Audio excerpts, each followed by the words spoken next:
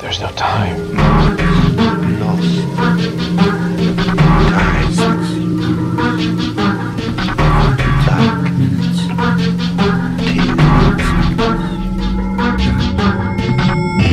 The time is 13 o'clock.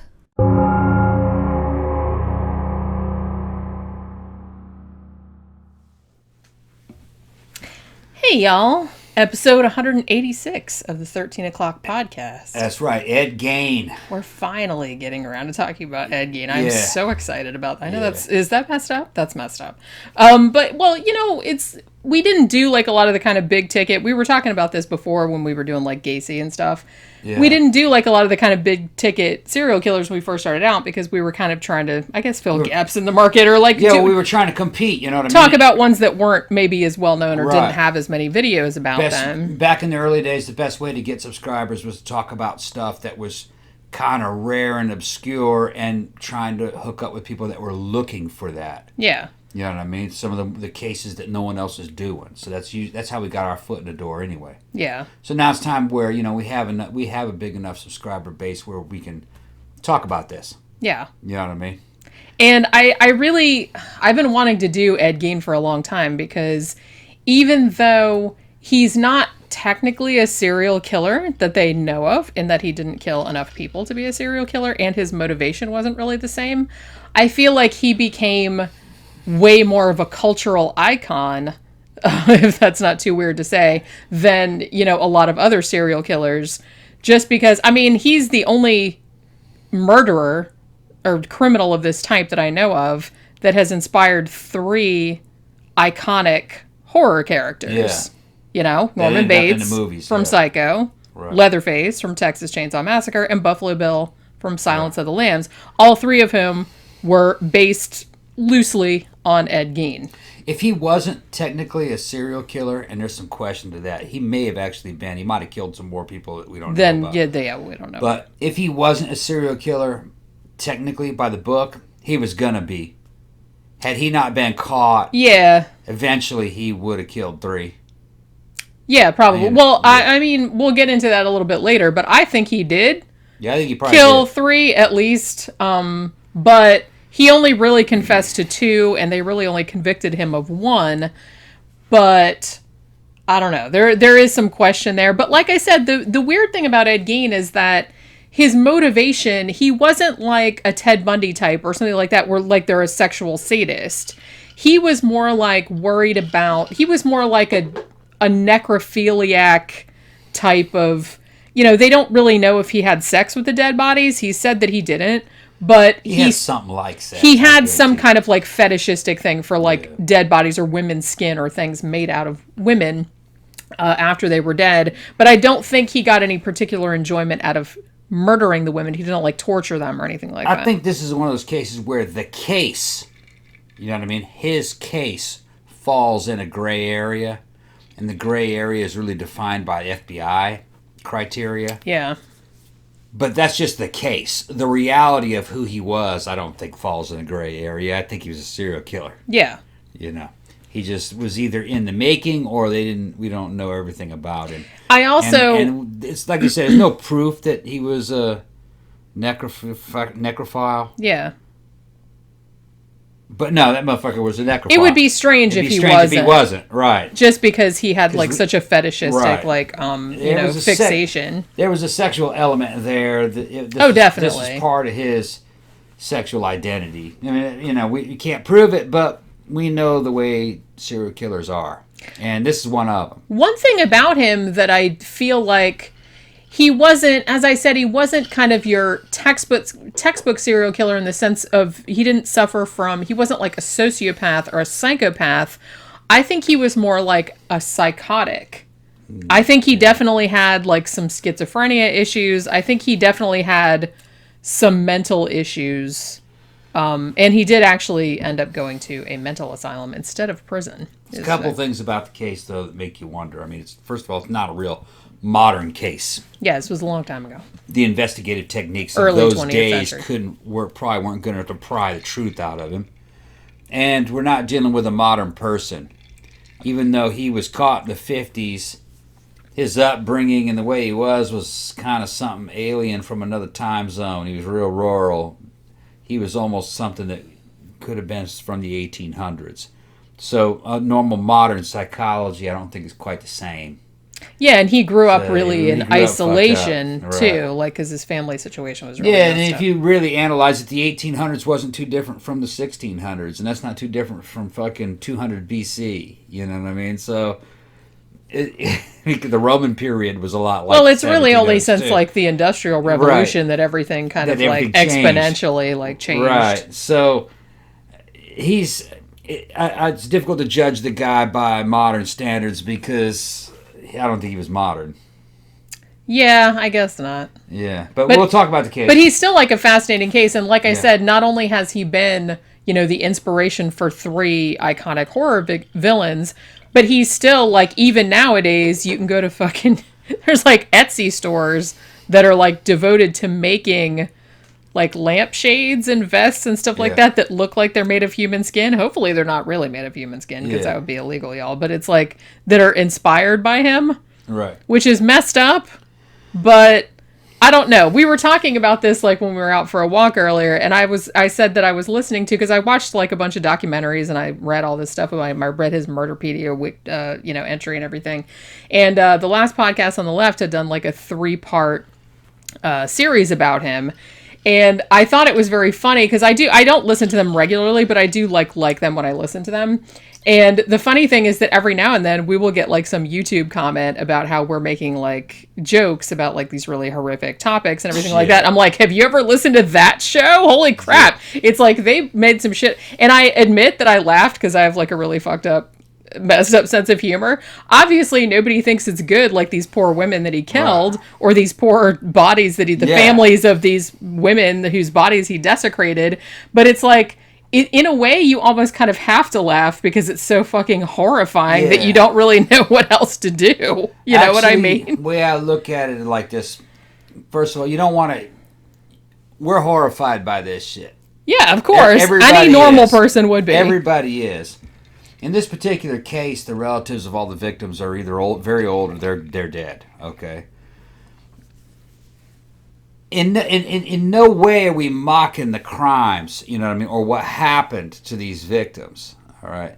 In a way, we're mocking the fucking perpetrator. Yeah. All right.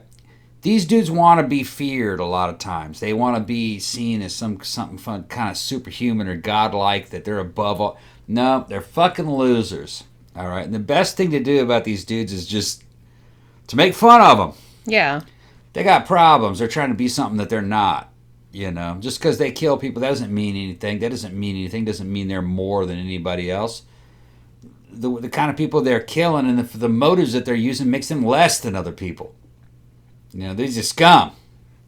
And the thing These are is, fucking scum. I don't think, because I was listening to something about this earlier, and I think that there is maybe it's not that widespread, but there is kind of a perception that people who are really fascinated by serial killers or fascinated by true crime in general, that there's something wrong with them, but I don't think that's what it is, because it's like you said, I am horrified by these types of crimes. You know, it freaks me out. It's like, I think about it a lot. You know, I feel really bad for the victims, for their families, like what they had to go through and everything.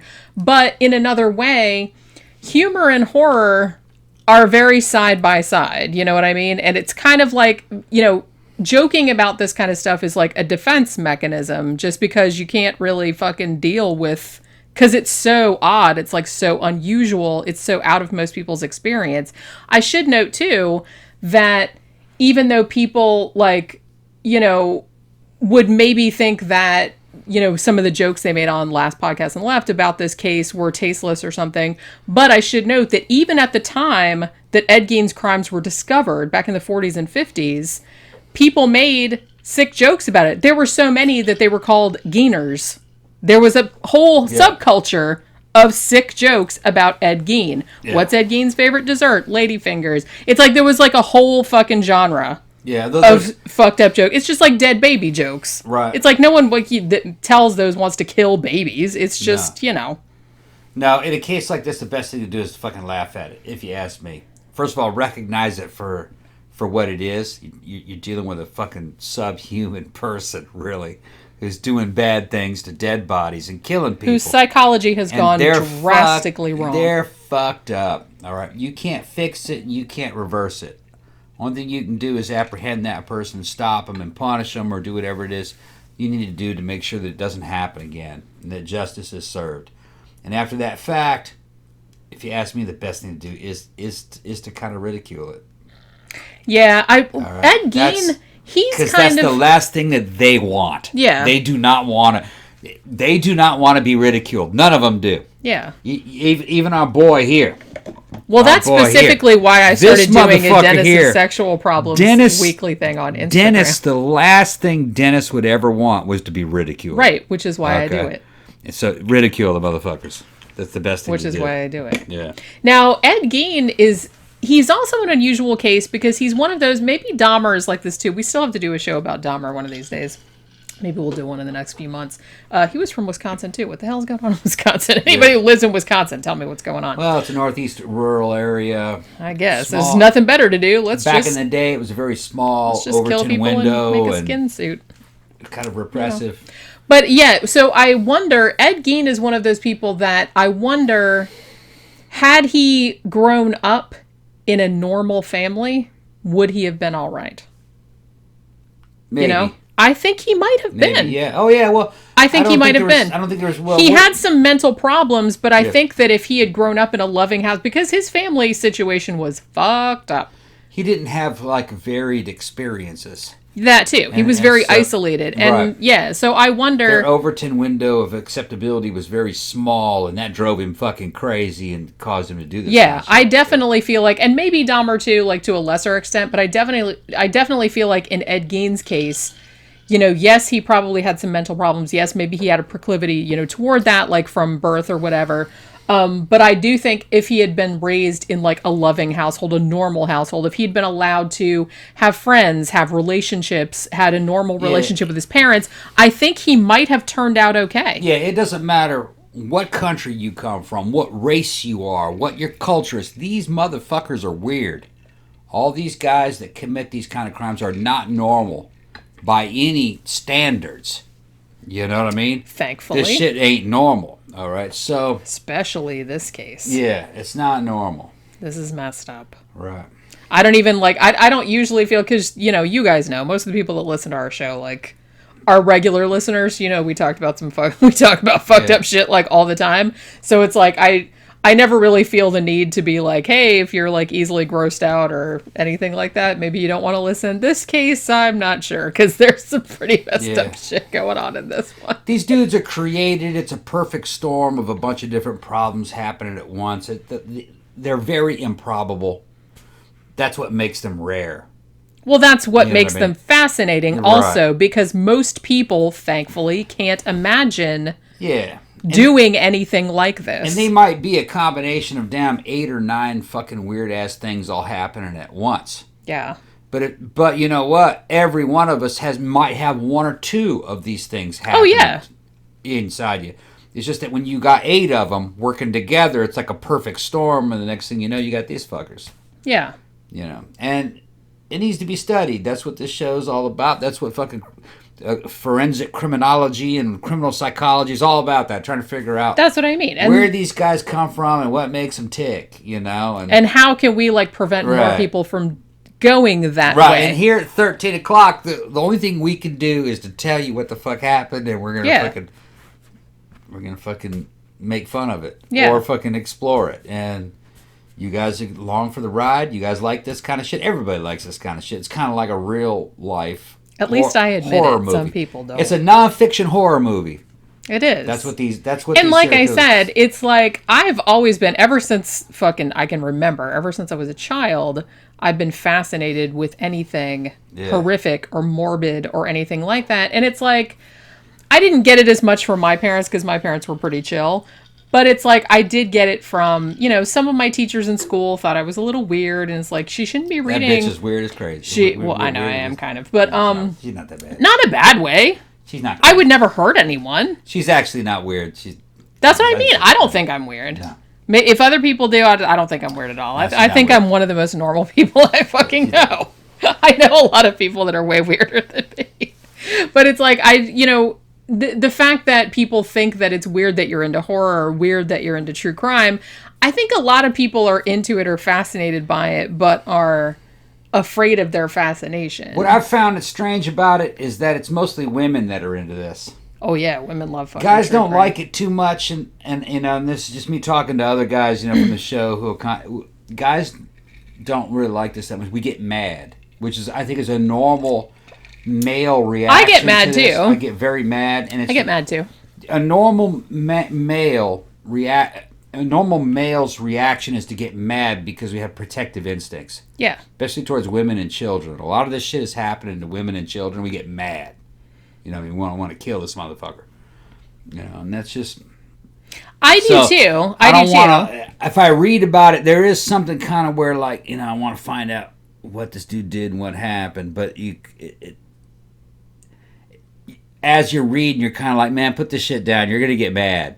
Yeah. You know what I mean? Maybe that's why he doesn't let me, like, watch true crime stuff. I can watch one of them.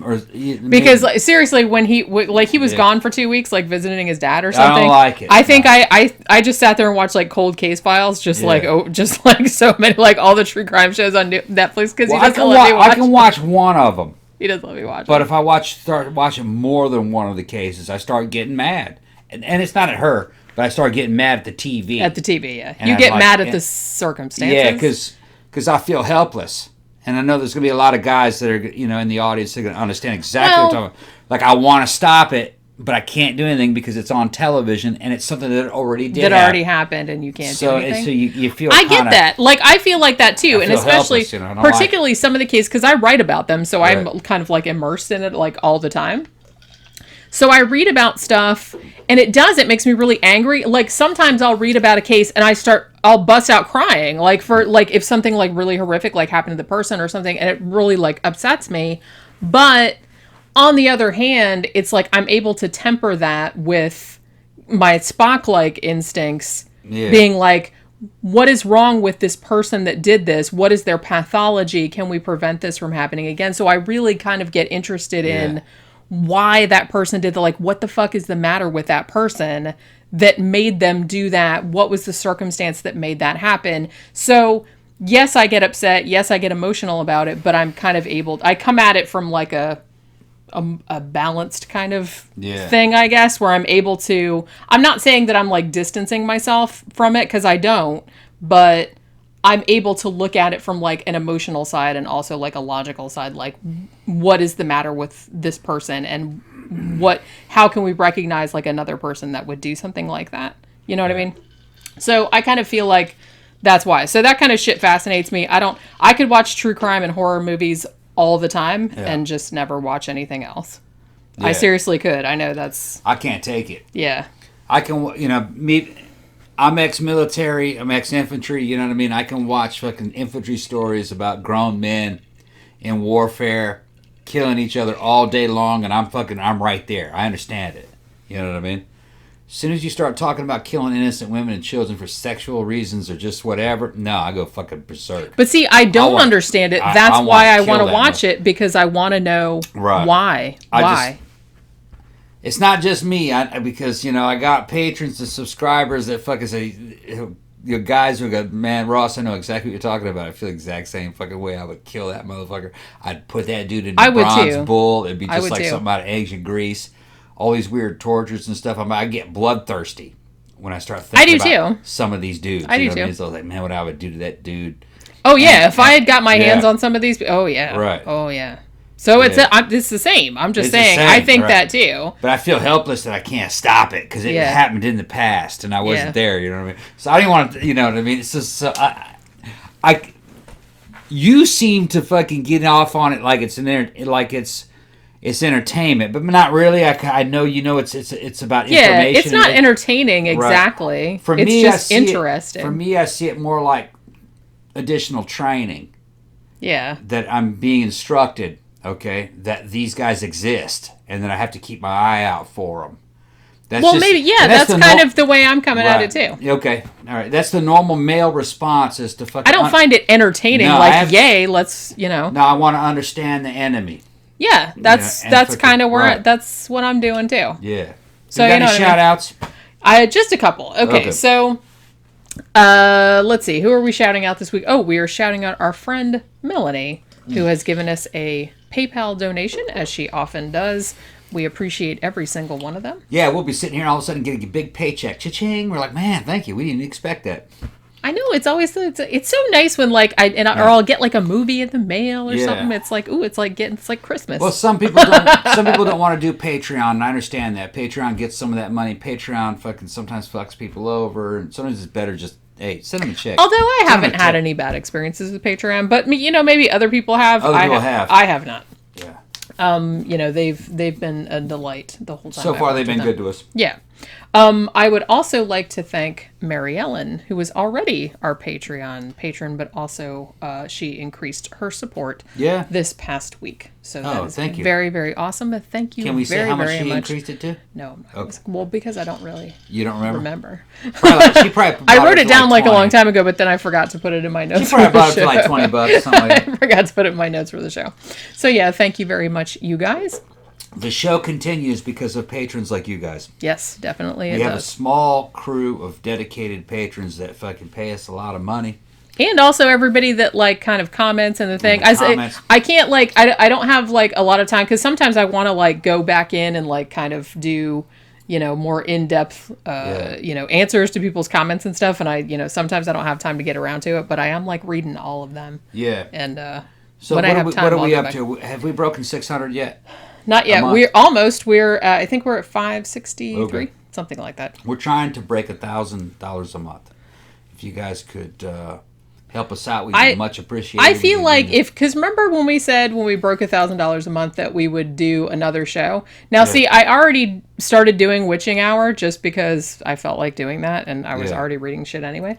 But I do feel like I had like one or two people ask me because remember a long time ago we were talking about doing like a retro show. Yeah. And people are like, "Hey, like, are you guys ever going to do that?" I'm like, maybe we'll do that like when we get to 1,000 because I still do kind of want to do that. Guys, gotta understand. Not only does Jenny do the show, she runs her graphic design through here. We do screen printing, and I write books too. Yeah, and I design board and games. she's writing books and writing board games, and a new book is. So I have like 5 jobs. Yeah, she works a lot. Gig economy.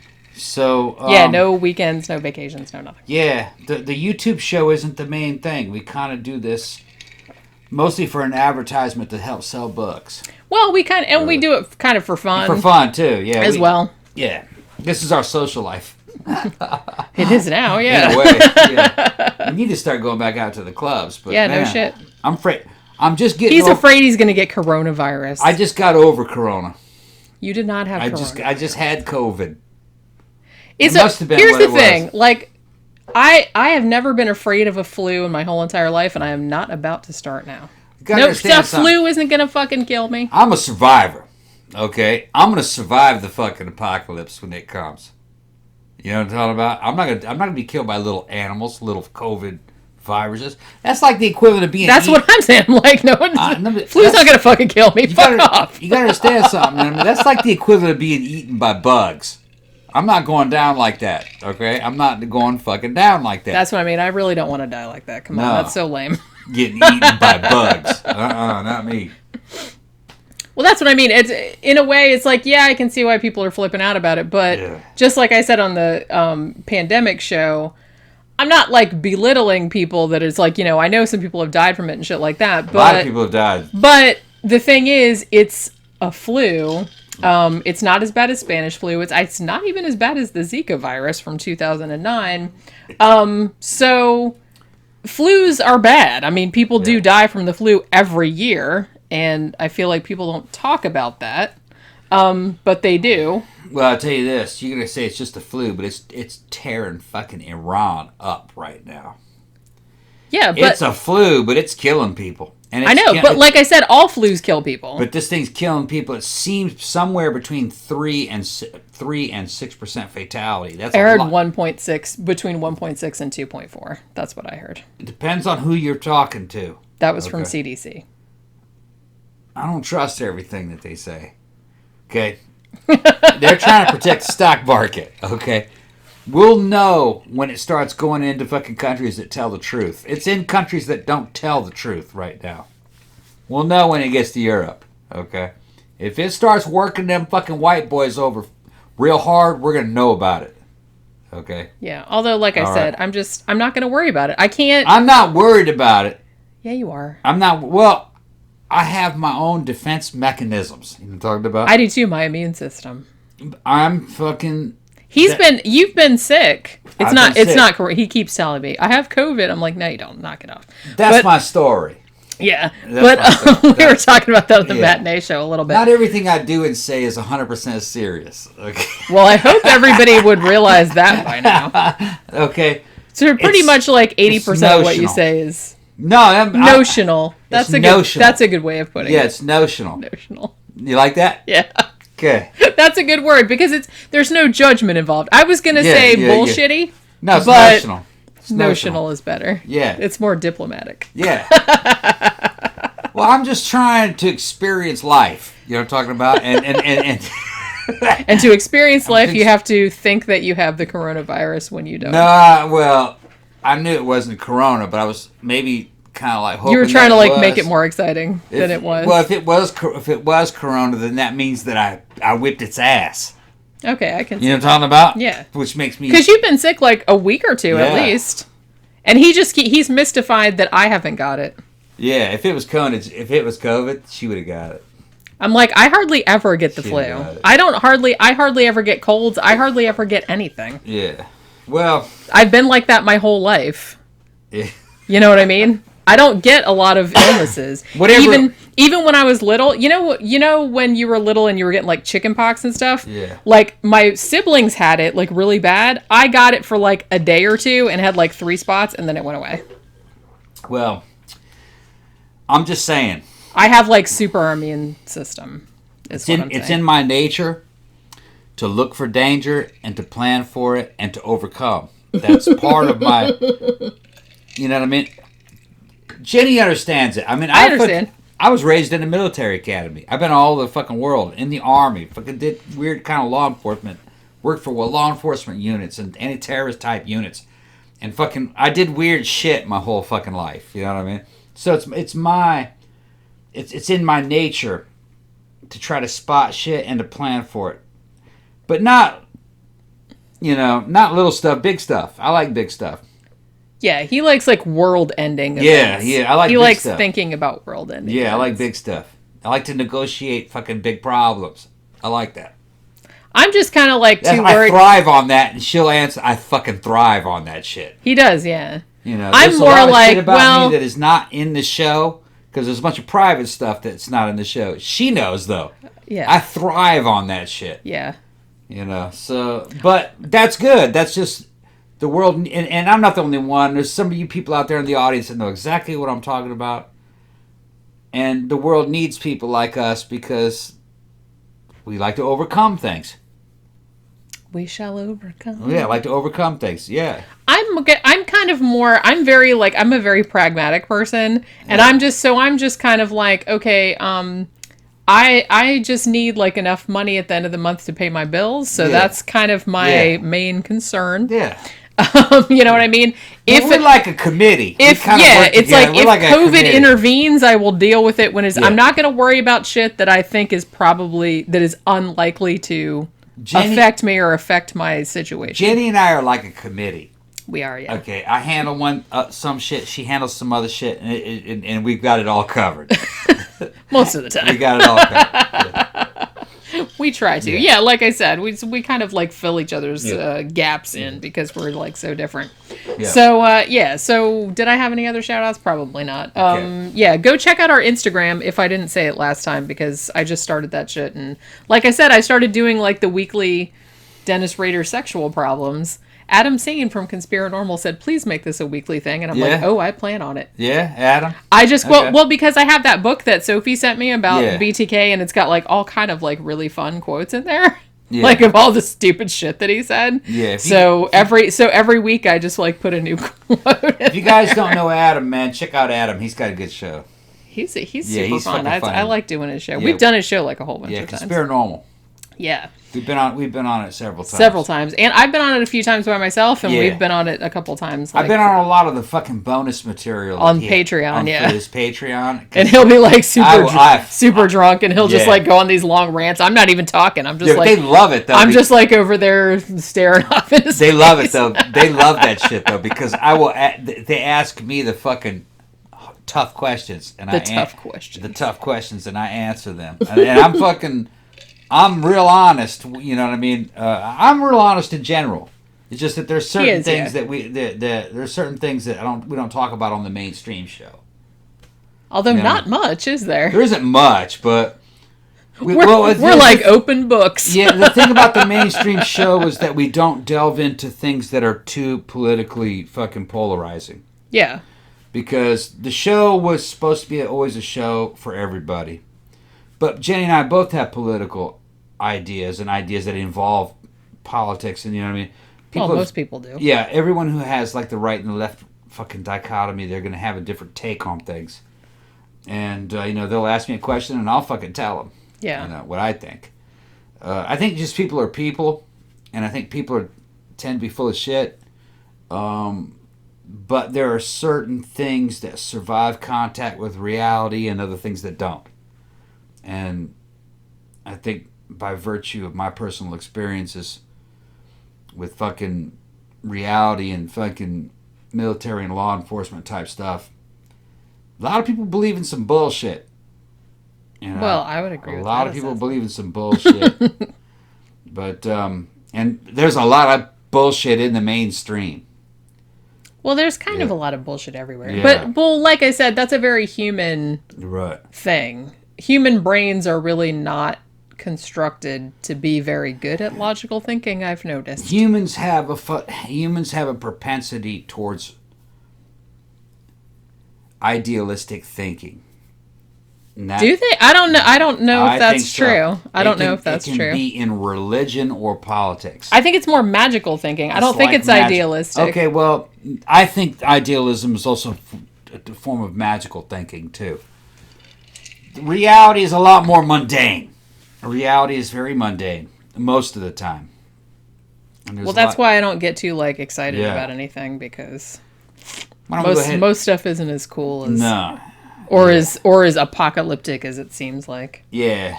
They're trying to get me all excited but it's about not shit, all and I'm just pie in the sky. It's not pie in the sky. Well, I don't think that either. And promises never really come to fruition, especially when you're talking about fucking big ass systems. Listen, we're going to talk about this. Let's go ahead and. You want to talk about Ed Gein? Let's go ahead and talk about Ed Gein. Let's go ahead and start the episode. Okay.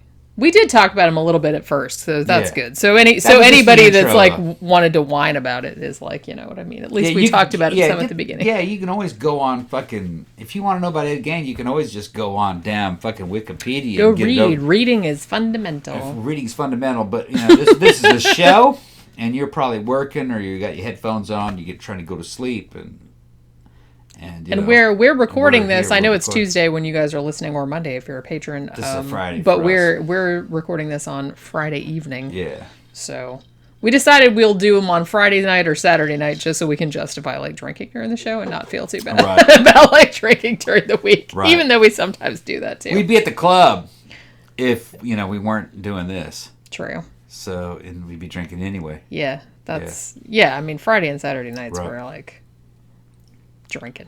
Yeah. That's just how we do. Makes the show better. Usually. Yeah. All right, so let's talk about Ed Gein. Yeah. Now, Edward Theodore Gein, which last podcast on the left, I didn't even think of this, but they pointed out, they're so his name is Eddie Teddy? Yeah. Yeah, Eddie Teddy. Edward Theodore. Yeah. That was a nice, come on. Yeah, so he was born in 1906. Now, he was born in La Crosse, Wisconsin. His parents were George Gein and Augusta Gein. Man. Now, George, the dad, was, and this happens with a lot of serial killers, was a drunk. Was also, sources differ. Some said that he was kind of abusive, or at least he was not, he was kind of a bum, really. He didn't really have that much of a job. He didn't really have that much money or anything. So he was kind of like a fuck up, a failure, whatever. Now, Augusta, the mother, she was quite a different story. She's kind of like, the Stephen King book, Carrie? Okay, kind of like her mom. Wow. That's kind of what Augusta was like. She was this big, burly, woman with, she was like a big, like kind of square, handsome, Midwestern type of woman who was just not having it. She was like, one, she could not stand her lazy, drunken ass husband and was always like berating him and belittling him about how useless he was. They would like slap each other around and shit like that. They used to call a ball breaker back in the day. She was kind of like ball that. Breaker. Like in a way, like I don't condone that kind of behavior, but in the sense that she was always kind of going on about her husband about being a drunken bum. He was a drunken bum. Yeah. So, but she married him. She married him because now he was like kind of a big dude too. He was like a big, tall, kind of broad-shouldered kind of fella. So he wasn't like a wimp or anything like that. But I guess she thought that he would be something, and then he didn't turn out to be something. He just kind of like laid around on the couch and drank all the time. Yeah. So did he have a job? I don't know if he did, but she ended up actually being the breadwinner later on. And this was in the early 1900s. So this was unusual, like for women to maybe not in the Midwest, but kind of farmer type of thing. Country. She owned a fucking grocery store. She ran a grocery store. So she did not have any patience. He could just sit back and fucking... Yeah. In a way, like, I can see, like, yeah, it's not cool to, like, just kind of constantly berate your partner and tell them how much they suck and everything like that. But it's like, in a way, I can see it because I'm like, man, get off the fucking couch. Go get a job. You know what I mean? It's like that kind of thing. So you can see why she was like that. But that said, she was also really horrible. She was like super Lutheran. And one of those really, really evangelical, everything is evil, everyone's a sinner, we are just too good for the world, like everybody is a bad influence. So, not a good situation. Now, they had, this couple had a son called Henry. Now, this was 7 years, I believe Henry was born in 1899. So this was like 7 years before Ed was born. Now, as I said, I feel like, just like Carrie's mom, this was like one of those things where it's like she let the husband have sex with her because she wanted a kid, but she wanted a girl. So the first one, because she was like, I think she had kind of a dim view of men in general. So she has a son and she's like, fuck man, just whatever. So she has him and she was kind of like, acted the same toward the son as she did toward the husband. Like, you're just a sinner, you're useless, you'll never amount to anything, you're a loser, whatever. So then she wanted a girl, so she allowed her husband to impregnate her once again. And this time like a spider, they allow the male to impregnate. Yeah, and then they bite their head off. And then they kill the male, like a spider. But she seems like she might have liked to. Right. You know what I mean? So then she had Ed. Now, the thing about Ed is that she, like, kind of treated him like crap also. I imagine she was probably physically abusive too, but it seemed like a lot of it was emotional abuse. Like, these two kids, it's like, they would never amount to anything. They were losers. They were never good enough. They were failures just like her husband was. So they were, like, always disappointing to her. Now, the thing about Ed, though, is that he was he was an effeminate boy, and he was very shy. And so his dad was not super into that, as a lot of dads are not. And this is another thing that comes up a lot in serial killers, like family dynamics and stuff like that. You kind of get this dad that's kind of like, oh, you're gay and all this other kind of shit. Like, you can't be sensitive, you can't be shy, you can't be anything. And then you have this mother that is really doting, but also really abusive, both emotionally abusive and possibly physically abusive as well. Now, one thing that the mother they lived in La Crosse for a time because, like I said, the mother owned a grocery store and ran a grocery store. But La Crosse, Wisconsin, for Christ's sake, she talked about this city, and this is the early 20th century, so I don't know what the population was of La Crosse at that time, but it's not like it was some big fucking... It wasn't like Sodom or anything like that, but that's how she talked about it. She talked about it was like this fucking den of iniquity. It's just like everyone's sinners and whores and everything like that. We have to get away from here. You know what I mean? Yeah, so it was like that. And it was probably just like a fucking small town. I mean, yeah, La Crosse, Wisconsin in early 1900s. I mean, how fucking I wonder what happened sinful to her could it have been? Holy crap, I don't really know. It's like, I don't know much about her early life. Like, I know the dad, George, he was kind of messed up because I believe, I've read at a couple of sources, this is not real common like in a lot of the sources about Ed Gein, but I believe that the dad's family had all been killed in a flash flood, like in the late 19th century. Damn. So I don't know if that contributed to him just being like a lazy, drunk, worthless, whatever. But I don't really know why Augusta ended up the way she ended up. Must have been a kind of situation where there was no upward mobility possible in that environment. So that dude said, fuck it. He's just going to sit there and drink himself. I'm just going to sit there and drink, like, because that's just what you do. Drink myself into death because I married this old battle axe and fucking I'm not going anywhere. Fuck it. Some shit like that. I do kind of feel like he just gave up on life. That's probably what that was about. Yeah. This whole thing about her and La Crosse, something happened. How much I bet she had a man down there, and like a boyfriend, and he dumped her for another woman, or something bad happened, and then she got dumped, and she fucking condemned everybody. Yeah. Fuck all of La Crosse. That's Sodom. Yeah, because just it cracks me up. Like, it's like it's not really that big. Like, I've never been there, but it's like it even nowadays it's probably not some big fucking some kind of sour grapes thing. She couldn't compete down there. Her refrigerator ass. Yeah, that's what they did say that on the last podcast on the left. They said all these women that like hate other women and call other women whores. They're all built like a refrigerator. Well, she kind of was. Yeah. I have a picture. I found a picture of her. She definitely. Yeah, she was a handsome woman, as they say, and, kind of a big, square, burly kind of farm woman, you know what I mean? Yeah. Also, crazy eyes. Yeah, holy crap. She went down there, and there was a bunch of little skinny bitches walking around, and she got mad. Yeah, she's like, something like that. Something like that. I hate all y'all bitches. They looked at her, those little skinny girls looked her up and down, went like that, and then she's like, fuck La Crosse.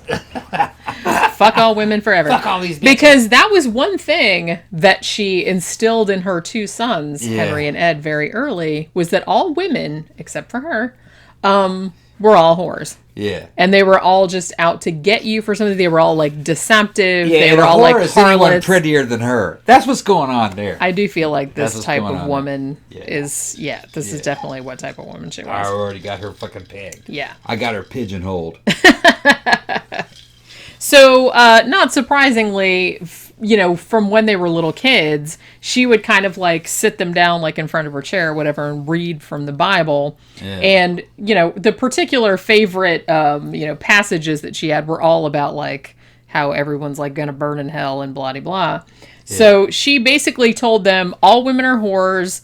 You just stay away from them because they'll lead you straight into hell. Like, can you imagine like your mom who's supposed to like, love you unconditionally and everything, and you being like a tiny little child and not knowing any different and just having this drilled into your head like day after day after day.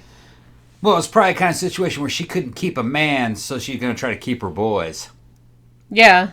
That's what's happening. Yeah, true. Yeah. So, at control. It's always about control. Yeah. And she probably thought, well, she was the only one that was, like, keeping the shit together. Yeah. Which maybe she was, because, like I said, the husband was kind of useless. I don't think he had a job or anything. Or if he did, it wasn't, like, any... Yeah, there may have been more to that story, though. Yeah. Now, like, she owned a grocery store in La Crosse, and they actually made, like, a pretty comfortable living. But the more that she kind of railed against how the city was going. You know what I mean? Like it was everybody was sinners and blah, blah, blah. Yeah. So she decided that she was going to move the entire family out to the middle of buttfuck nowhere, where they could kind of be away from all of this immorality in La Crosse, Wisconsin in the early 1900s. That's I'm sure it was just a den of pride parades, and there was all kind of shit. There was nothing like that. Come on. I'm not fucking buying it. Although I'm not saying that, because I do feel like people had a perception that, the early days of, particularly the 50s, but even earlier than that, it's all this bad stuff. We never locked our doors and blah, blah, blah. It's like there was horrible shit happening back then. You guys just didn't know about it. Yeah. Because I've written about a lot of those cases. So in some ways it was ignorant to the they just didn't know, they didn't know what was going on. There was no social media. All kind of horrible shit happened. There wasn't back even then. really solid television. No, all kind of horrible shit happened back then. So in some ways, like the shit that happened back then was worse. You know what I mean? And it's like you just didn't hear about it. So 1914, when Ed was, how old would he have been at that stage? If he was born in 1906, that'd be 14. I can't subtract at this point. But so they moved to what? He'd have been about 9, right? Yeah. So they moved to this dinky little town called Plainfield, Wisconsin. Now, even nowadays, I don't believe that Plainfield, Wisconsin has ever had any more than 800 people living in it at one time. So this is a tiny, tiny town.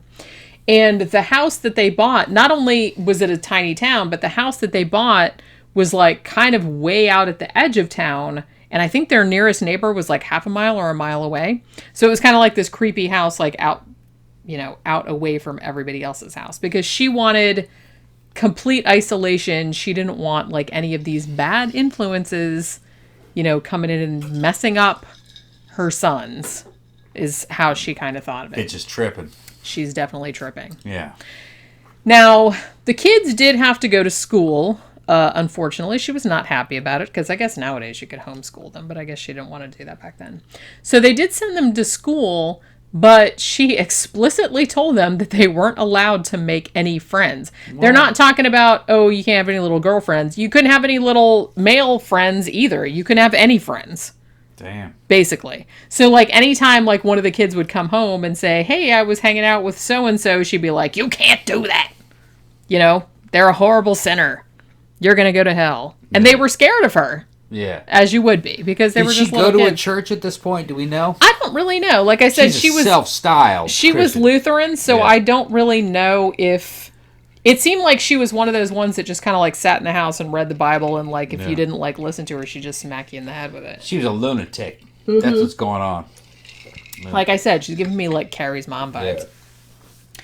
So Eddie is at school, and he kind of, does what his mom says. He doesn't make any friends and everything like that. But I guess that wasn't really that much trouble for him, because he was a little bit of a weird kid. Like I said, he was a little bit effeminate. He was very shy. He had kind of a tendency to sort of laugh or giggle to himself, he was thinking of funny shit. So he would just kind of sit there and he would just laugh, and everybody thought that was very strange. So he got bullied a lot, which didn't help.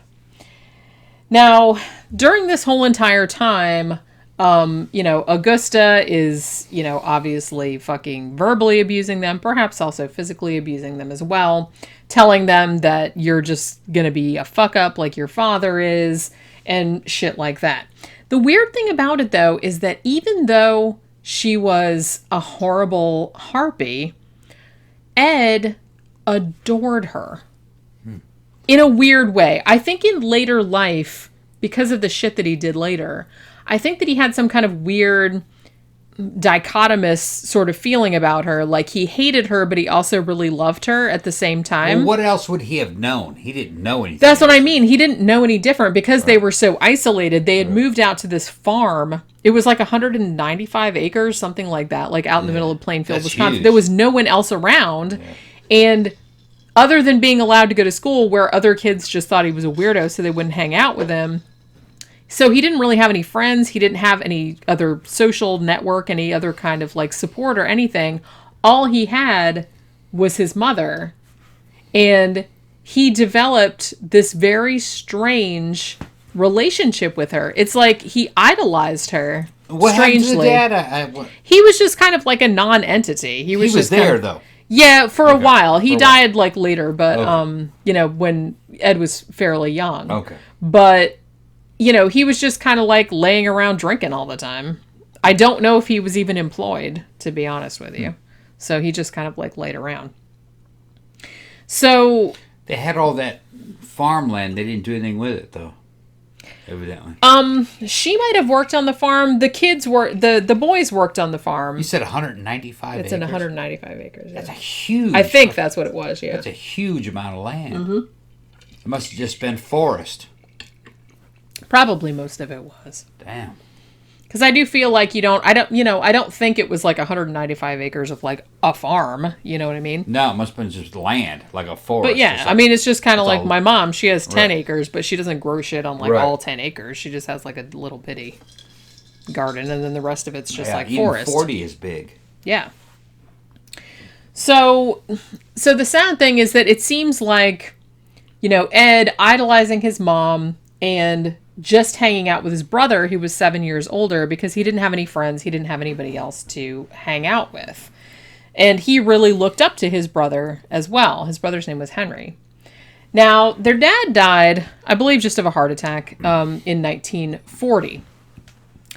Now, after he died, the two boys wanted to help their mom out, so they started doing handyman type jobs, for other people, neighbors or other people in town, to kind of help her out, to support, the household and whatnot. Now, it does seem like at this point, everybody else in town thought they were just very good boys. It's like they were very trustworthy, they were very reliable, they were very hard workers. They did shit they were supposed to do, and they didn't complain about it. They were really nice. The creepy thing is that, in light of what he did later, Eddie was also quite well regarded as a babysitter. A lot of people, he seemed to really like children, and he really got along with them. There was no molesty kind of shit going on. He didn't seem to be a pedophile or anything like that. He just seemed to, I guess because he was so emotionally stunted, that he related to children more than he related to people his own age. So he seemed to enjoy the company of children because they were more on his emotional level, I guess. So he was known as a very good babysitter. So a lot of people use him as a babysitter. And he also did handyman work, as his older brother did also. So Henry, who is older, now he starts to realize that the situation at home, because like I said, the father is dead at this point. He starts to realize the situation at home and the unhealthy attachment that Ed has to their mother is not good. This is a very unhealthy situation. So Henry starts kind of clapping back against the mom. He's kind of sassing her back. He's kind of saying, kind of just calling her out about various things. And he starts talking to Ed about, the way she's raising us, it's really not right. It's all this religious shit she does. She's really abusive. And maybe you should get away from here. Maybe we should get away from here. So Henry did seem to realize what the situation was and that it was harmful, and started trying to impart that to Ed. Now, this is not proven or anything like that, but I do kind of feel like it's interesting, the timing of this.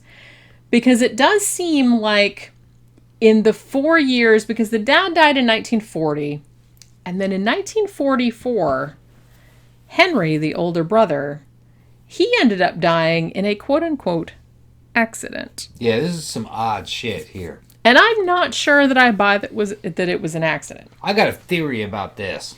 I Go do ahead. as well. Okay. So May 16th, 1944, there was a brush fire that was burning close to their farm, that was coming close to their house. And apparently Ed and Henry were both out there fighting this particular brush fire.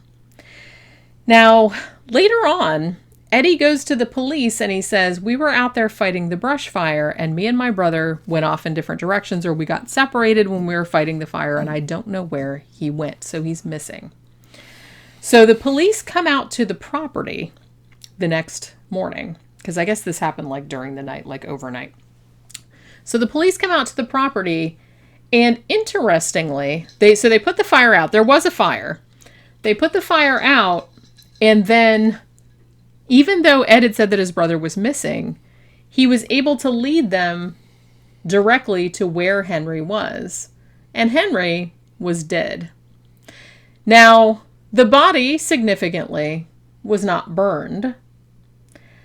There were, however, some mysterious bruises on the back of Henry's head. Now, the cause of death that ended up on the, report or whatever was asphyxiation, like Henry had died from smoke inhalation.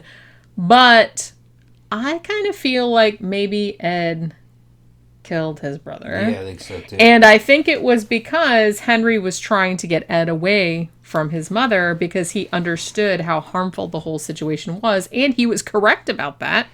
Think about this. Asphyxiation.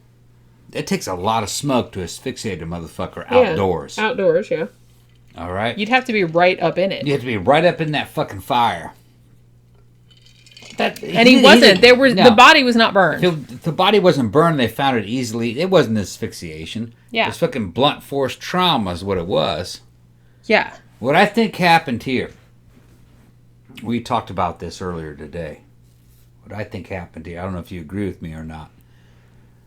I think the brother was like, dude, we got to get out of here. Yeah. Mom's fucking crazy. Yeah. All right. And little Ed was like, I ain't leaving, Mom. He goes, no, if you don't fucking leave, I'm going to tell her what she's been doing to us. Yeah. Okay. And Ed went, oh, no, and fucking attacked him. Hit him in the back of the head with a fucking log. Because I feel like the weird idolization, and this is where Robert Bloch got the idea when he was writing Psycho for the whole Norman Bates and his mom thing. This is where he got that idea from this particular relationship that Ed Gein had with his mother, because it was a weird idolization, even though she was horrible to him. Yeah. She, every day of his young life, she told him how much he sucked and he was never going to amount to anything. Everyone's sinners. You're not allowed to have friends. You're not allowed to go anywhere. You're not allowed to do anything. Yeah. And yet he still thought she was like a goddess on earth. Yeah, and I'm not buying the holier than thou crap. I think those kind of people are always... Yeah, I think she was molesting those boys. It would not surprise me. All right. It would not surprise me. And fucking he was going to go to the cops. Henry, Yeah, Henry was. And, Ed killed him. And then Ed... Because he was protecting his mom. Yeah, and then Ed runs back to his mama and says fucking... He was going to go to the police, so I killed him. And she goes, set a fire out there and call the cops and tell them that, you lost him in the fire. And then they'll just think the fire killed him. And then the fire burned him up. But the fire didn't get to the damn dead body. Yeah, because there was no... Where the body was not burned. Because Ed is not an experienced guy. Okay, so he's incompetent. He's still fairly young at this point, too. He's incompetent, and the fire did not engulf the body. When he took him out there, the fucking fire hadn't fucking gotten that far yet. Yeah. Although, no, I guess But they believed his ass anyway. I guess this was 1944, so it's like he was almost... Shit, he was 28 at this point. Yeah. But he's kind of like emotionally stunted, like I said. You're dealing with a person who's like a 15-year-old. Yeah. And I should note, too, because he was not... he wasn't like intellectually impaired. He was not anything like that. And in fact, in school, he actually did pretty well. Like they said, especially he was really good at reading and vocabulary and stuff like that. And when when they did like testing and stuff, he seemed like normal to high intelligence, like a little bit above average intelligence. So he wasn't, he wasn't like mentally retarded or anything like that. But he didn't have a normal upbringing. He didn't have like a normal emotional range. He didn't have anything like that. I believe that the mom was molesting both of those boys. Like I said, that would not shock me, because that really does seem like the kind of shit that happens in this type of situation. The older brother was going to go tell the police, try to free his brother. And his younger brother, Ed, fucking rejected that and killed him. Went back to mama, because he's a fucking mama's boy, really, you know. And his mama fucking told him, you know, how to hide the crime. Yeah. And it's kind of worked. Because the police would not believe. Everybody knew. Yeah, Ed botched it, but it still worked. Yeah, well, this was like a small town. And like I said, everyone knew this family. And everybody knew Ed is just like this quiet, shy, nice guy that babysat and like fixed people's stuff and everything like that. Yeah. No one would believe that he would actually kill anyone. I think he did, though. I think he did, too. But it's like, you can see that no one in this time period. This is like the mid-40s. Right. No one thought this nice, gentle man would have beat his brother People to were death. kind of constrained by the thinking of the era. And yeah, definitely. And it was kind of a naive time. Like I said, I've read about some crimes that happened in the 40s and like earlier than the 40s, and it's like there was some fucked up shit going on back then. Really fucked up shit. So yeah, good old days, my ass. That shit is not good old days. It's better nowadays. Trust me. Yeah, well, depends on how you look at it.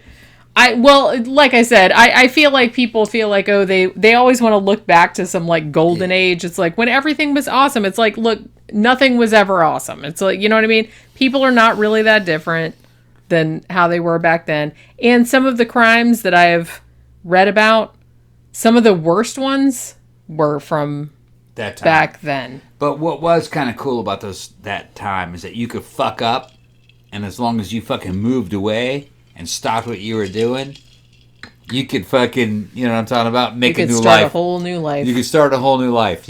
Although I would argue that from the point of view, not from the point of view of the perpetrator of these crimes, but from the point of view of everyone else that has to deal with this motherfucker, that's not good, because it's like this dude, like, look at fucking H.H. Holmes. Look at how long he got away with that shit just because he kept moving to different states and like changing his name. Yeah, but it depends on what it is you're talking about.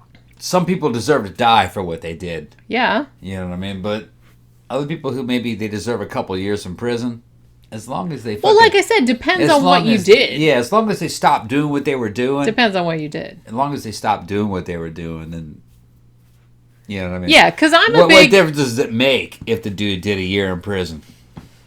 I'm a big advocate of, if you didn't do anything really fucked up or really violent or anything, and you did your time in prison and they let you out, that should be the end of it. You did your time, just let them out. I don't even think they should have like a fucking, it depends on what it was.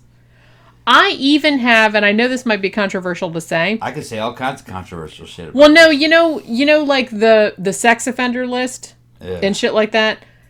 In a way, that's kind of problematic because it depends on what the person did. Because I know at least one person that I know through a friend of a friend who was on the sex offender list, and they were on there for a very bullshit reason. Yeah. So. Yeah, that shit's got to be cleaned up. Well, this is what I think. I don't like. I know that you have to like weigh it against like people like whose neighborhood is this move. Like, yeah, I don't want some like sex offender moving next door to me. Obviously, nobody wants that. But you have to take into consider, what did that person do? Right. Is that person a pedophile? Right. Okay, yeah, that's probably not good, and I would like to be warned about that. But if he was 16 and she was 14, right. You know what I mean? Because that's kind of like this friend of a friend. That's kind of what happened. And I'm like, that's a different situation. I grew up during this multi-bill stuff, which I think multi-bill's bullshit, if you ask me. If you do a crime and you do the time, then you've paid for that crime. And when they let you out, you should. When they let you out, you've paid your debt to society. Because if they still think you're a threat, they should not let you out. Exactly. They shouldn't let you out. So really, when you think about it, I think we need to go back to the way it used to be a long time ago. There shouldn't be a concept of a felon. If you do something wrong and you get caught, you go to prison. You pay for that crime. When you've paid for that crime, it's absolved. You're a normal civilian like everyone else after that. If you're too dangerous to release, don't release that motherfucker. Don't release them. That's the way it should be. I don't believe because honestly, if you like, I'm not talking about serial killers and stuff. Like, obviously, they should put them in prison forever and, like, never let them out. But it's like, if you just did, like, some fucking bullshit, or you did something when you were young and it was stupid and you've, like, you know, you're not like that anymore or whatever, and it's been a really long time, and they let you out, I feel like the fact that this record is following you around is making it more likely that you're going to reoffend because you can't get let reintegrate. out. Yeah, you can't, like, be a normal person. You Right. still have this record. You can't get a job. You can't do this, that, and the other It's thing. not traditional to the American way anyway. The American way, when you go back to the 17 and the 1800s, justice was about paying for your crime. When the crime was paid for, you were a citizen like anyone else. Yeah, they would just let you back out. You know? Like I said, You there had are exceptions some to of the that rule. greatest lawmen of the Old West did time. Yeah. You know? Yeah. The best way to catch criminals is to have guys that fucking know Yeah, because what that they've been lifestyle's there. like. They've been there. Okay? Just because a guy had committed a crime in the past doesn't mean he'll do it in the future. Yeah. It does not. That's a fucking. And sometimes, misnomer. like I said, the circumstances of you getting let out and Yeah. still having that stigma following you around makes you commit crimes in the future What just they- because you can't have a normal life. All after you gotta that. do is look at what's happening in fucking non-Western countries like Japan. In Japan, they've made it so if you were a Yakuza, you can't even fucking live a normal life. You can't even have a fucking bank account. Do you know what I mean? They've made those motherfuckers inhuman. They can't reintegrate. That's not right. Just because a dude was a Yakuza, he can't have a bank account? He can't be a human being? They're trying to basically kill him, and he hasn't committed a crime, other than he has tattoos and he's in this organization? That's what I mean. That's fucking crazy. The thing, though, is that you have to take it on a case-by-case basis because there are people that are, like I said, serial killers or people that are going to be lifetime criminals and there's nothing you can do. You can't fix it. You can't do anything about it. I know there are people like that, but I do feel like the majority of people who commit a crime, especially if they're real young and it's like a dumbass crime, like... You know, they just fucking, like, they held up a fucking liquor store or something like that. And it, you know what I mean? I feel like that type of crime, I don't feel like that should follow you around your whole life because you're not going to be able to... And people change. Yeah, they do. It's particularly when they get old. That's why I think it's good that we have, like, that we make the distinction between juvenile crimes and adult crimes because obviously kids are dumb, okay, and they do stupid shit. And you should not be judged your entire life. If you're a 50-year-old man, you shouldn't be being judged on shit you did when you were fucking 17, because everyone's an idiot when they're 17. I take it further than that. I'm an American. I believe in America. Okay. Fuck yeah. America. Fuck yeah. All right. The way it traditionally was, if you committed a crime, you had to pay for that crime. When the crime was paid... You became a citizen after that. Again. Yeah. Okay? If you wanted to become a law enforcement officer and a policeman, you could do that. Yeah. Those guys were valuable to the police force. Which, because they kind of knew how...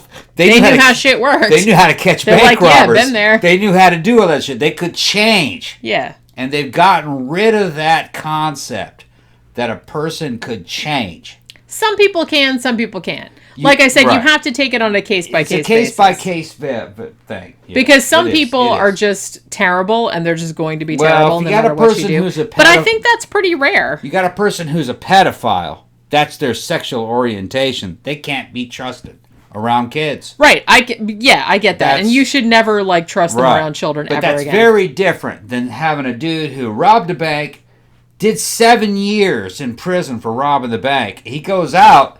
And he's like, I'm not a bank robber anymore. I'd actually like to be on the police force and catch bank robbers. Yeah. They got guys fucking doing that with cybercrime.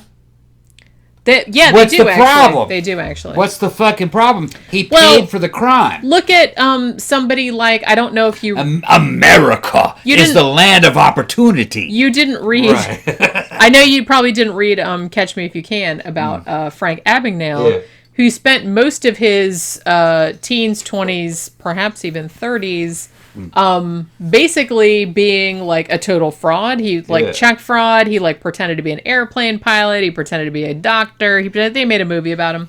The book was very good, but he did some prison time after he got out. Yeah. He went and worked with the FBI, like to catch other people that were trying to do that shit, like, you know, how they would forge checks and shit like that.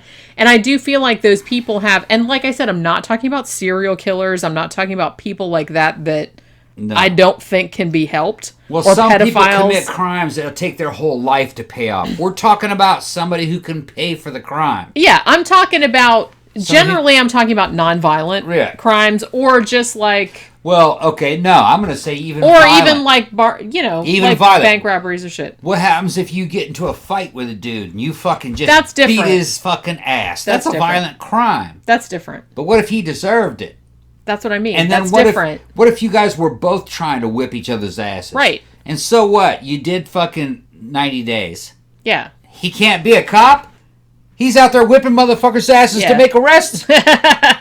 I just don't believe in that fucking sanctimonious attitude. That's what I mean. There's there's a difference between a dude that like beats a dude and like maybe the dude dies, like maybe they get in a fight and it's like it just like shit happens. A lot of dudes die in fights by accident. That's what I mean. There's a difference between that and somebody that's going out like stalking innocent people. Those are two completely different things.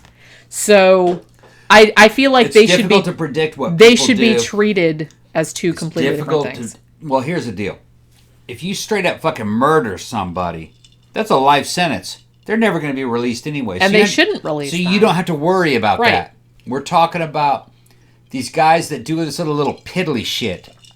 That's what I'm saying. Why do you put them in the felon category and throw them away forever? When a lot of these are good dudes that can actually come back into society with the knowledge that they have. And might contribute. They'll get a regular job. They'll pay taxes. It's like, I don't believe in multi-bill, and I don't believe in the don't give them like further like reason to. And I don't believe in the felon category. If a motherfucker paid for his crime, he's a citizen. Yeah. When he comes out. If it takes 50 years to pay for that crime, then why are you worried about him? Yeah. He's going to be 80 when he comes out. So why are you worried? He's an old dude. He's going to be an old man when he comes out. So we grew up under this regime that has kind of programmed us to believe in these concepts. But when you really kind of look at them in detail, they're really not much there. Well, it wasn't like that. Honestly, a long time I feel ago. like a lot of people that are in prison for. I'm not saying what they did was good or it was right or anything like that. Shit, but most of it's like little shit. Yeah. Like I said, most of the people that aren't in prison, it's not like fucking Ted Bundy level kind of like of a psychopath that's just like going around fucking murdering people. It's not like that. And if you got it, and I'm not saying you can't keep track of who's who. Like, let's say a guy's trying to join the police force, and you look at him, he's got 15 arrests. Okay, well, obviously that's a red flag. 15 arrests, and about 7 convictions for fucking, a bunch of little weed and fucking assaults and a bunch of little things. You may not want to hire that dude as a cop. Because it's habitual. It's habitual. Right. You know what I mean? So I'm just saying that a lot of the shit that we grew up with that we take for granted is false.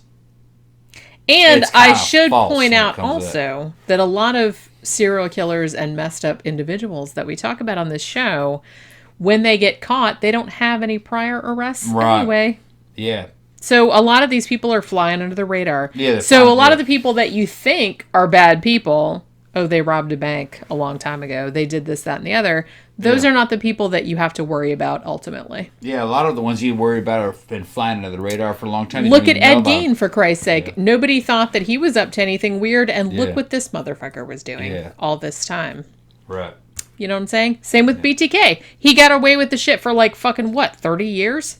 He was a dog catcher, a wannabe cop. Yeah. They trusted that dude. He was a fucking serial killer, and nobody suspected anything. He never got arrested. He never did anything like that. I would honestly rather hang out with somebody that robbed a bank 30 years ago Yeah. than somebody that's like super sanctimonious and like and that's that doing came off bad like shit. BTK. Right. Because that is a red flag right there. Like I said, that dude's a serial killer. Yeah, just saying. So, all right, getting back to Ed Gein, like I said, now Ed Gein, even though allegedly, probably he killed his brother, I think he probably killed his brother. I think he did too. The cops didn't think, because he was such a nice man, Ed Gein, they didn't think that he did it. So on the fucking death certificate, it says that Henry died of asphyxiation. Maybe he did. I doubt it. So at this point, since Henry is dead now Ed and his mom live in this house all alone. Ed has his mom all to himself, just like some Norman Bates shit. That's why Robert Bloch got the idea from this shit. However, it seems that Ed and his mom didn't get to hang out by themselves for as long as probably Ed would have wanted to, because a little more than a year later, Augusta had a series of strokes.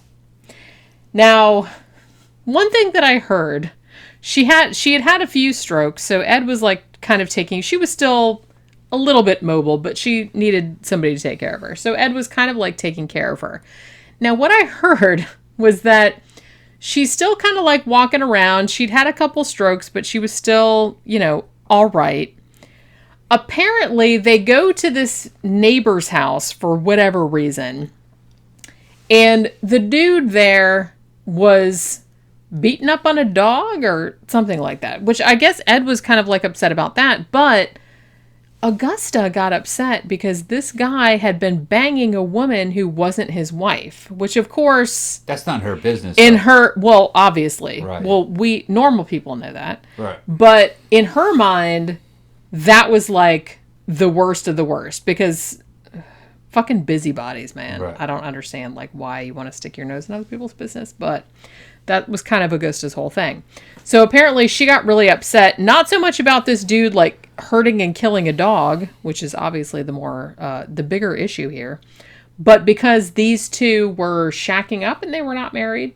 So that upset her to such an extent that some sources have said that this might have contributed to the stroke that finally led to her death, because she just fucking stroked out about how upset she was about how they were living in sin and blah, blah, blah. So Augusta died in 1945, August of 1945, leaving Ed all alone in this big fucking house in the middle of nowhere with no friends, no family, no nothing. So one of the first things that he does after she dies is, it's a fairly big house. I have like a picture of it.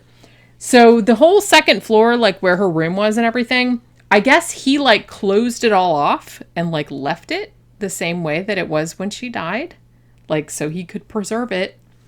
And then he went like full fucking hoarder, and he just like closes off the whole house except for the kitchen and this one little like kind of, it wasn't really a closet, but it was like the little storage room off of the closet.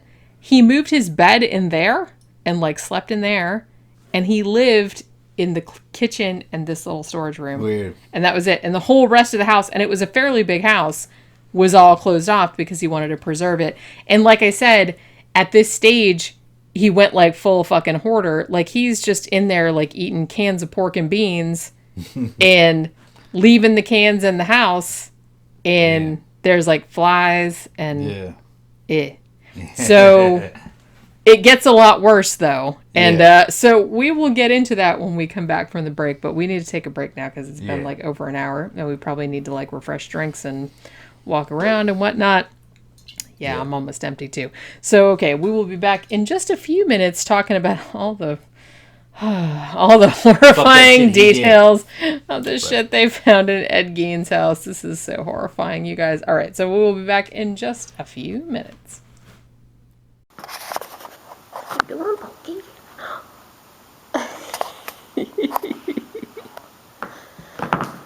Oh my goodness. Where are we going? Where are we going?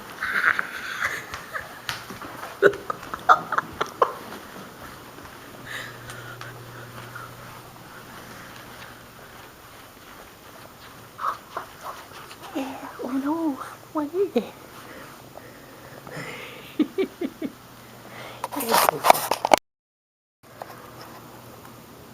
Look at this cat. This is because I'm cleaning the bathroom and she's right outside the bathroom and I'm using bleach. And for some reason, Beijing is addicted to bleach smell. And it has the same effect on her as catnip, apparently.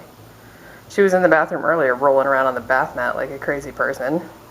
Weren't you, Beijing? Look at her.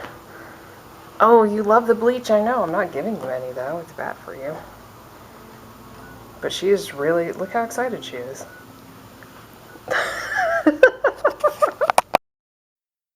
You love true crime. I love true crime. And I've spent the last 3 years compiling a series of the most intriguing unsolved murders of the 20th century. It's called The Faceless Villain, and Volume 3 is available now. Featuring such fascinating cases as the Ketty murders, the Carrie Babies case, the Frog Boys, the Alcasser murders, and the Inokashira Park dismemberment incident, The Faceless Villain Volume 3 is an involving exploration of unsolved slayings spanning the years from 1980 to 1999. Pick up your copy in print or ebook formats on Amazon, or download the audiobook version from audible.com, and get ready for a chilling journey through modern crime history.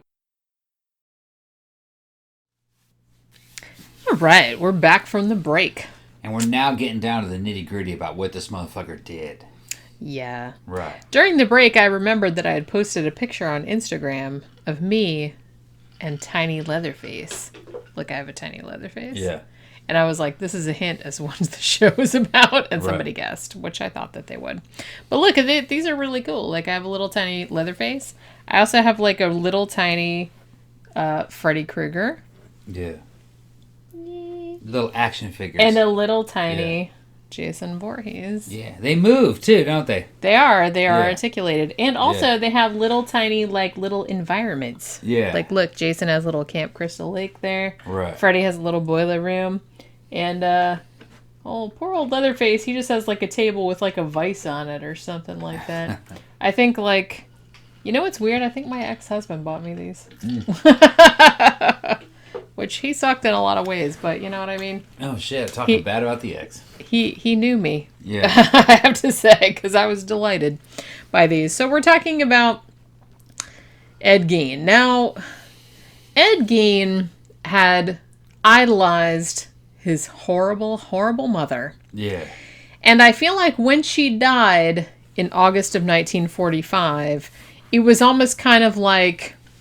Now it's kind of like carte blanche for him to indulge all of his worst proclivities, perhaps. Yeah, run around naked in women's fucking suits.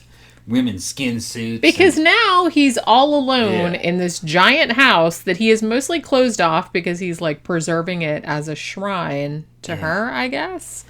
And he's only Jason living... Voorhees. Yeah, so Friday the 13th could also be said to be indirectly, I don't know if, you know, Sean Cunningham or anybody else that made Friday the 13th was particularly, I'm sure everyone was aware of the Ed Probably Gein not. case. Probably Well, not. I don't know, because like the Ed Gein case, like I said, Robert Bloch, when he wrote the novel, he was actually working on the novel at the same time that the Ed Gein case was ongoing. So that's why he added that whole Norman Bates and like the weird thing with his mom and all this. That's why he added that, because he was like in the middle of writing it. I grew up with that shit, man. Fucking Friday the 13th Part 2 was the best one. I think Part 2 is the best one too. That's the one I've seen like the most. I got 1, 2, and 3 on Blu-ray. Fucking 3 is not as good as I remembered. The 3D one. That motherfucker's a mess. But I'll tell you what. Part 2 is the shit. I liked Part 2. Part 1 was good too, but Jason's not in that. Yeah. A lot of people forget that. Maybe we should like review that for a bit, because isn't there a Friday the 13th this month? Or is it next month? I don't know. I gotta check. I don't care. He doesn't care. He's not the one that has to keep track of all this. I don't keep track of time. But Friday the 13th Part 2, that was a fucking awesome movie that scared the shit out of me when I was a kid. Well, plus Amy Steele was in it, and she's rad. She was also in April Fool's Day, which is another movie that we have to fucking review, because I fucking love that movie. Did you ever see April Fool's Day? I'm pretty sure I did, yeah. Oh, I'm pretty sure. I just don't remember much. I saw that like a million times. Remember when he goes down to the shrine to Jason's mama? Yeah. And she's got her sweater up there, and her fucking And just her rotten ass fucking head is awesome. Severed head. Yeah, I was. I feel like I was that's- just going, what the fuck? I feel like that's also like an indirectly like referencing Ed Gein. So Yeah. like I said, even though he killed 2 people that they know of, possibly 3, maybe more than that. I'm not really sure, but just the fucked up shit that he did after people died and the shit that he did with their dead bodies, it's like kind of ensured his place in cultural. Yeah. So he's been like enshrined in like our whole like cultural milieu, and it's kind of like that's kind of messed up when you think about it. But I do feel like because he was the inspiration for Psycho, because he was the inspiration for Leatherface, I do feel like maybe he might have indirectly been kind of responsible for Friday the 13th as well. The whole like mom thing. Because that's kind of like a big thing in the Friday the 13th movie. Yeah. Like his mom was the killer in the first one, and then Yeah. spoiler alert. Yeah. In case you didn't it was know. his mom. Yeah. Jason didn't kill anybody till the second one. Although those first 2 movies we watched them recently, they were good. 1 and 2 fucking stand Those are the really test the times. only ones that are good. Just 1 and 2 are good. They the other stood 2 are test. fun, but like not. They were very anything right simple on. movies. They had decent acting. The fucking actors in there was Kevin Bacon was in that shit. Fucking In the it was- first one, yeah. Yeah, they were good movies. You know what I mean? They were punching above their weight. If there's the Because- 13th in March, we will review at least Yeah. one of them. We'll probably do like the first 2. Because Three- I feel like those Yeah. 2 are the only ones that are good. Yeah, I think so too. I remembered liking part 3, and then I bought it and saw it, and I was like, "What the fuck?" Do you want to This- hear something what? messed up? Well, I saw What? the first 7 I saw either on VHS or in the Yeah. theater. And then after I saw 7, I was kind of like, yeah, I think I've seen enough of that. Right? But I have seen like all of them subsequently. They're bad. I watched Jason X for the first time the other day just because that's I part was 10. curious. Yeah, it's just Yeah, terrible. obviously it's part 10. It was terrible, but I had a fucking blast watching that. Of course I was drunk, but Yeah. like I had a lot of fun watching that. I'm like, Jason in space. Yes, please. Really, just 1 and 2 are good. Because Objectively, yeah, those are the only just 2 1 good and ones. 2. But yeah, I do feel like we should probably do that for this month. Right. Or whatever month has the 13th in it, because I forgot to do it last time. So Ed is now on his own. His beloved mother is dead, and he lives in this big old house all by himself, all isolated out at the edge of this tiny little fucking town in Wisconsin. So he's living in these 2 rooms in this gigantic house. One, he starts becoming a horrible hoarder, just like on that TV show. Yeah, there's a male tendency to become hoarders when you're fucking. It's very common. And I think I've mentioned this on the show before, but it's like, it's very funny because on the TV show, you would be forgiven for thinking that it was much more common among women because they do feature women as hoarders men much more. mostly. But it's actually more common among men. Yeah. They just don't. They just hide it. I guess they're just ashamed of it. So, well, Yeah. my grandfather was a hoarder because, so I know all about that. Something shit. about when the end is near and you have fucking already experienced a bunch of loss, you try to keep everything you can, which means you go down to the junkyard and get a bunch of fucking beanie weenie cans and put that in your house to make you feel that you're in control of shit. It's something like It's that. a control issue. Well, it's Yeah. It's often associated with OCD. Like often people that have OCD are also hoarders, or I don't know if I want to say that because a lot of people that have OCD don't have that because there's different types of it. But certain types of OCD and hoarding are related. Filling your house with other people's junk. I do feel like, Weird. well, the thing about hoard, and I get this because, like I said, my grandfather was a hoarder. Like, I get where they're coming from. And when I've seen, like, them talking about it on the show, they get sentimentally attached to objects that belong to someone that they loved or something like that, which I get that. 2, they also have a thing where they think everything is useful in some way. And so they feel like they can't waste it. Which I get that too. But, you know, like everything else, those 2 like feelings are not bad in themselves, but like everything else, it can be taken to a ridiculous extreme, which is what a lot of hoarders do. And I feel like that's kind of what Ed was doing at this stage. He gets left alone, and I feel like this was the triggering event for him becoming the Ed Gein that we all know and love. No. Word of advice to you people out there: if you haven't used that shit in 5 years, throw it the fuck away. Yeah. Okay, if you I know used you it in feel 5 bad. You spent money on it. It's Throw that like, shit yeah, away. she could use it one day and stuff like that. I know. I feel that too. I know. Yeah. And just because you spent money on don't. it fucking 6 years ago, It doesn't mean it's worth anything now. anything. Throw that fucker out. Well, and particularly because, I mean, what my grandfather hoarded was usually like technological things, cameras, Yeah. computer He's got an old parts, computer from 1981. Stuff like That that. shit's Like- so valuable. Throw that fucker out. Yeah, it's like nobody wants that. Yeah. And it's like, it's shitty. It's shitty that we waste so much stuff. I get that. But just because you spent $1,000 on a Betamax back in 1978, that doesn't mean that it's worth anything anymore. The only thing you don't throw out if it's old is fucking tools, because fucking tools don't age. You do use them if you fix shit. If you don't fix shit, throw that shit out. I threw a fucking brand new fucking lawnmower away. I didn't throw it away. You gave it to somebody. I gave it to our lawn crew. Well, yeah, because they could use it. Yeah, they could use it. Fucking, but you know what I mean? I'm not going to mow any lawns anymore. Fuck, that's it. Yeah, because we have a lawn crew that does that. Yeah. We And just pay I'm not people gonna to do let that shit 'cause we're fucking lazy. Sit there, fucking. So I called them over and said, "Hey man, take it, get it." And they're like, "Oh yeah." Well, and plus we have a housing association, Yeah. and if you don't keep your grass to like a certain, it's just like BTK. If you don't have Yeah. your grass at a certain thing, they'll fine I you. got a lawn crew for this. So we like pay Throw that $100 shit a away. month for somebody to Yeah. just come and do the fucking. And if you haven't worn it, So we don't get in trouble. if you haven't worn it in 3 years, throw that shit a fucking way. Yeah. True. Like I said, it's hard for me to do because I grew up poor and you had to like save everything because you didn't know when you were going to have the money to get another one. Yeah. But yeah.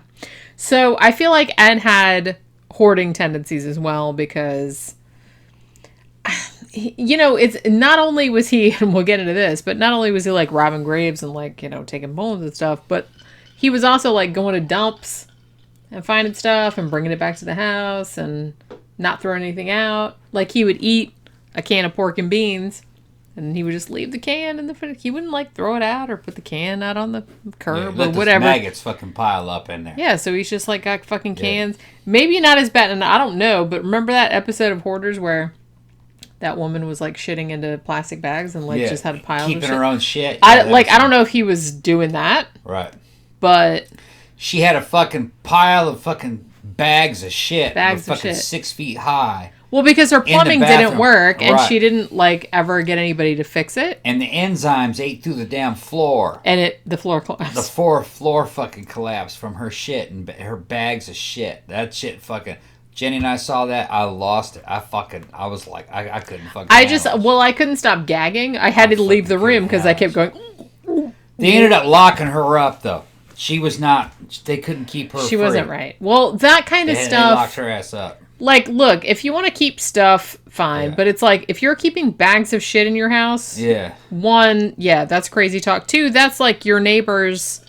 You're causing like Spreading fucking plagues and shit. issues. Yeah. Yeah. And that is something that you should not like inflict on others. That was So, fucking bad. yeah. That whole series, man. We were watching the Hoarders. It's like, it's Fucking- weird. It's like, we were I binge don't, watching that shit. We were fucking. we going- did. We were like fucking. I was like, oh, I'm so itchy. Yeah. Oh. That was a life-changing event. First thing I did after we got done watching As it, we- we started fucking throwing Just shit throwing away. everything out. Throw that shit away. Throw that shit away. I feel like that's what a lot of normal people like when they watch that. Just like, Yeah. yeah, I need to clean out my closet. Yeah. Kind of like, well, because like I said, I grew up like my grandfather was a hoarder, so I kind of like, I know what it is to like live in that kind of situation because I lived in his house for a while on the second floor. Like he lived on the first floor, so all his stuff was on the first floor, and it was like he had the same thing where there was just stuff piled and there was like a path Yeah. through. Man. And the freezer was like frozen over. You had to like, if you wanted the food in there, which I don't know why you want to eat anything in that kitchen. I never did. I just ate fast food. But like, you had to like peck out the ice and everything. My family wouldn't tolerate it. We just lived on the second floor, which was right. clean No. because we kept it clean up there. But like down there, That's like her family. My first family like wouldn't first floor and basement was like, yeah, and there was like rats in there and everything. I didn't like it. Not but my family. we were broke, so As her. oh, you're Yes, just sir. gonna like. He picks on me for like growing up poor all the time. You're so elitist. We would have thrown that motherfucker out of the family. He had problems. Yeah. He had problems. You know. Well, I had nuts. It's weird. He was a genius, but then he had a lot of... We had nuts in our family, too, but they weren't hoarders. He was, though. But he, was the only one. But to some extent, I can understand... Yeah. I can understand, the thought behind a lot of it, but some of it is just not... You can't choose your relatives. I don't understand, I understand keeping things that are, sentimental. I don't understand keeping garbage in your house. No. I can't throw away, a can that's empty. That's ridiculous. Ridiculous. And I feel like that's kind of what Ed was doing. Yeah. So, at this stage, he's living in 2 rooms, he's in this house, and he's eating pork and beans and keeping the fucking cans for whatever reason. He also gets super into all of these magazines at the time, which kind of cracks me up, because this is 40s and 50s, right? And everything is good old days, golden age, blah, blah, blah. But there was all these, really lurid magazines about fucking crimes and fucking headhunters and Nazi crimes and all that kind of stuff, and he was super into that. He was into Nazi experimentation. He was into these South Seas headhunters that were shrunken heads and all that. He was into reading about fucking 19th century grave robbers. He was really into that. So he had tons and tons of books and magazines about that kind of stuff, and he was just reading about that shit all the time. So, and he was super lonely. His mom was dead now, his brother was dead, his whole family was dead, he didn't have any friends, so he's living in this big house by himself, just reading about shrunken heads and Nazi atrocities and whatnot. Also, he had a bunch of anatomy books, and he got fascinated by that as well. Now, the weird thing about it is that he was still babysitting and doing handyman shit at this time. So, apparently, some of the kids that he was babysitting, he would tell them all this fascinating stuff about how they make shrunken heads and whatnot. So the kids would tell their parents, hey, little Eddie Gein told me about the shrunken head. Nobody took it seriously though. Right. Nobody thought that. I guess in the 40s and 50s they didn't really have a conception of somebody that could have this type of pathology. They didn't seem to have a fucking vocabulary for someone that was into this kind of stuff, or because no one thought anything about it. Back in those days, talking about shrunken heads would probably considered to be quaint. Yeah. Talking about fucking, you know what I mean? Fucking exotic, non-white races out on other continents. Yeah, so it was it was far away. It was something else. Far away. That's what they're talking about. Yeah. Yeah. Which is hilarious to me. Like I said, it's hilarious to me that people thought that was the good old days when nothing bad happened. It's there was all kind of bad shit happening. It's just they didn't have any fucking context, I guess, for talking about it or thinking about it. Well, Ed Gein justified a lot of his crimes because they ate children in China. Remember that? Yeah. Well, back in China, they're starving, so they're eating all the children. So that makes what he did what I'm doing is okay. Yeah, because once you've tasted it, you gotta, you know what I mean? It's irresistible. Dude, I fucking hate that. Once you taste it, it's irresistible. That's some shit there. I hate it when when somebody does something fucked up. I think he made that up. There was starvation in China, but I don't think there's any. I don't. There's a very There's a very human drive to protect children in general. I feel like people don't eat children unless it's a really, really, really, really bad situation. Well, evidently some North Korean defectors back in the 90s said that there was some cannibalism on children. Which I would buy, but I'm sure, But I think the children had died already. That's what I mean. It might have just been they were eating... They were eating dead people bodies. That had already died because they were really hungry, which... You can't really, in the situation... You're starving. Right. Yeah. You can't really shit on that. It's terrible. But you have to think those people really would have had to, go to, be in a really bad situation to even consider that. That's funny, man. Because I do feel like most people, 99.9% of people, would not do that unless they really, really, really had to. Yeah. You know what I'm saying? What? No, I'm saying yeah. Okay, I thought you were going to say something else. So yeah, he's super into that. He's telling kids about it, so apparently he's not he doesn't really have the wherewithal to like be ashamed of it or anything, I guess. He also got super into reading the obituaries in the paper. Now, the reason that he was reading the obituaries in the paper was because he would go to the local graveyard at night and he was looking for a particular type of woman. Basically, it was kind of like a woman like his mom, like kind of like a big, burly, bossy kind of woman. Yeah. Who had just died. And he could like go in the grave and, you know, dig up the body and do various things with the body. Yeah, well, what was he supposed to be doing? Do you know? What did he say? All right, now he specifically said, and I don't know if people are going to buy this or not. He specifically said he did not have sex with the dead bodies because, quote unquote, they smelled too bad. However, I feel like his whole thing was that he wanted to be a woman. He wanted to know what it was like to be a woman.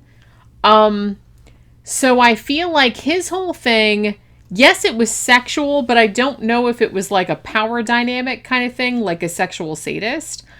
I feel like he wanted to feel like it, like what it would be like to be literally, and this is going to sound fucked up, literally inside a woman's skin. He wanted to see what it was like to be a woman. And the sad thing about it is that since he was born in the early 20th century, I kind of feel like he might have been maybe transgender, but because they didn't have any vocabulary for that, they didn't have any support for that, they didn't have any concept of that, maybe, in the early 20th century, it manifested itself in this really twisted kind of way where he got to a point where he was robbing graves and taking bodies, and they were fairly fresh bodies because, like I said, he kept up with the obituaries. He would go dig up a woman that looked like his mom. He liked middle-aged women that were kind of like, you know, big burly women. Refrigerator woman. Yeah, he liked that. So he would dig them up and he would like skin them, and then he like made a woman's suit out of women's skin. Like he tanned it like leather. It had breasts. He had a box full of vaginas. Yeah. That he would wear. He made leggings out of, he made like pants out of like leg skin. Damn. And stuff.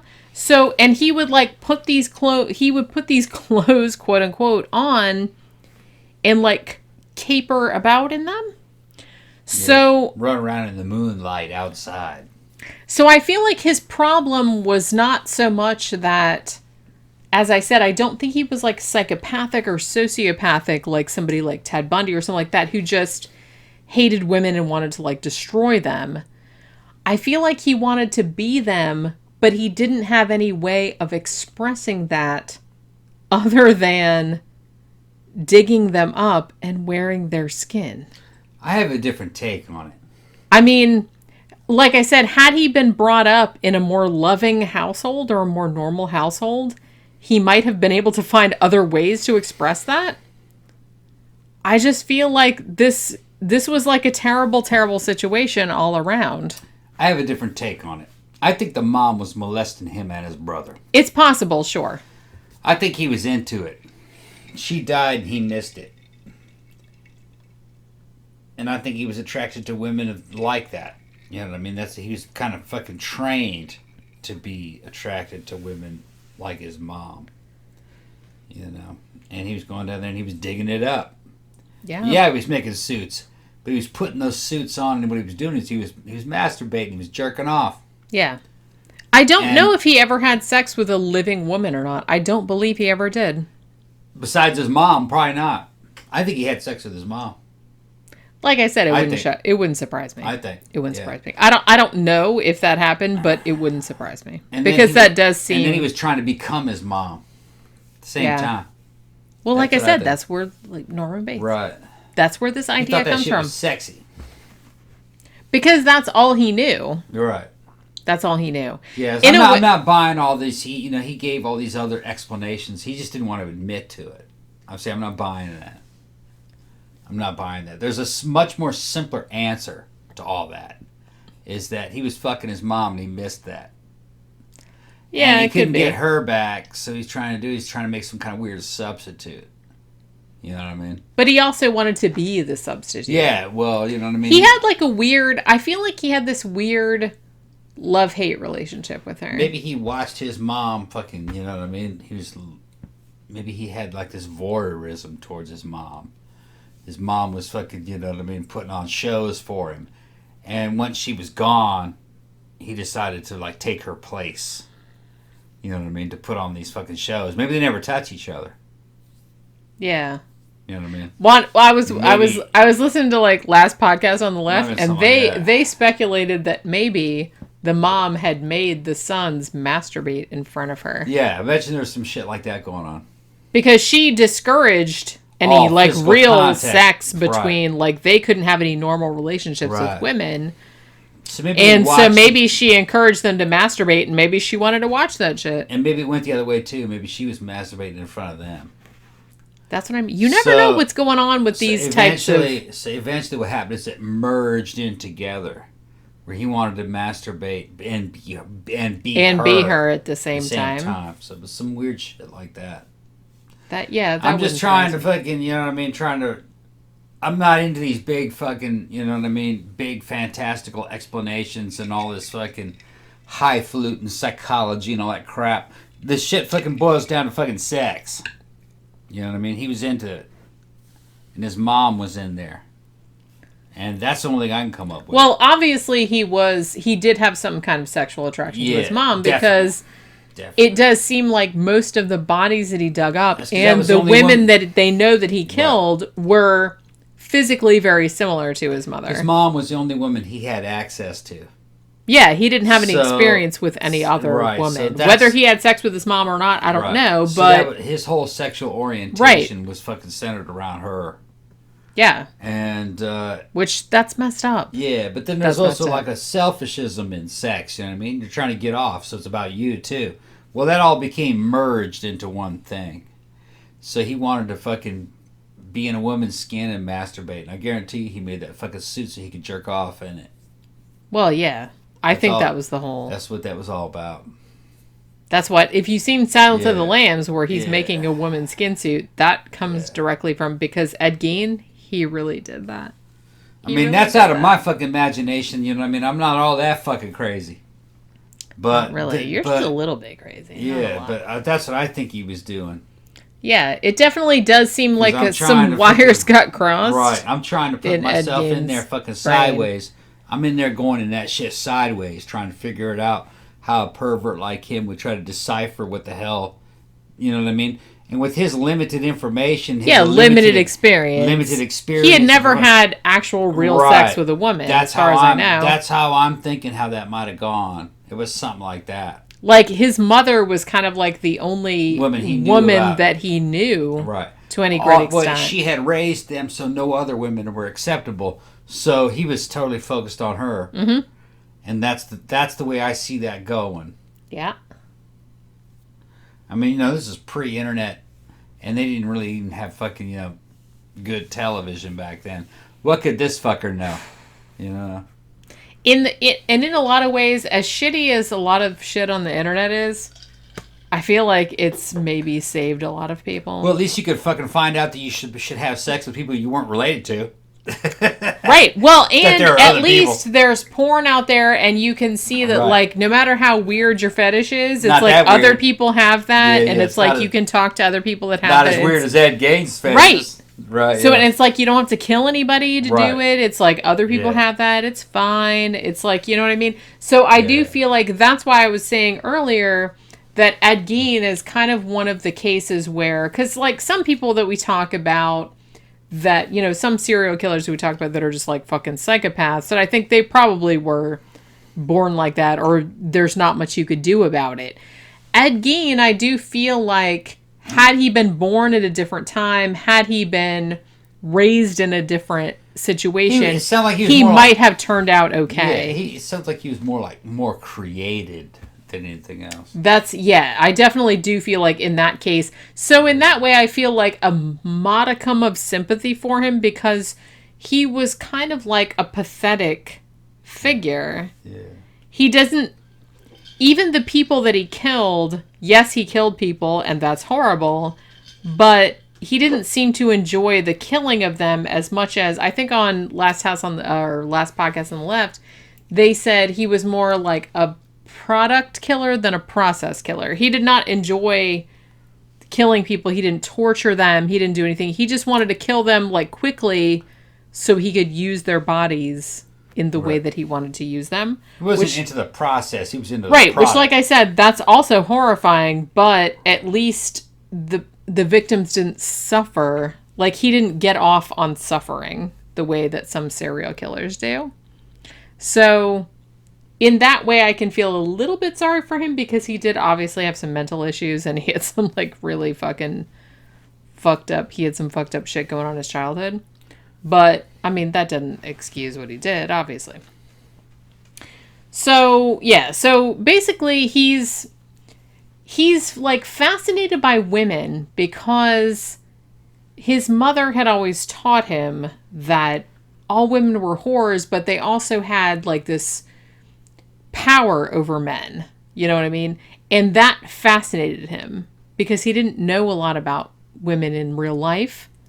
So they were kind of like, they were almost like mythical to him, I guess, because his mother was like this kind of mythical figure. Women were mythical to him.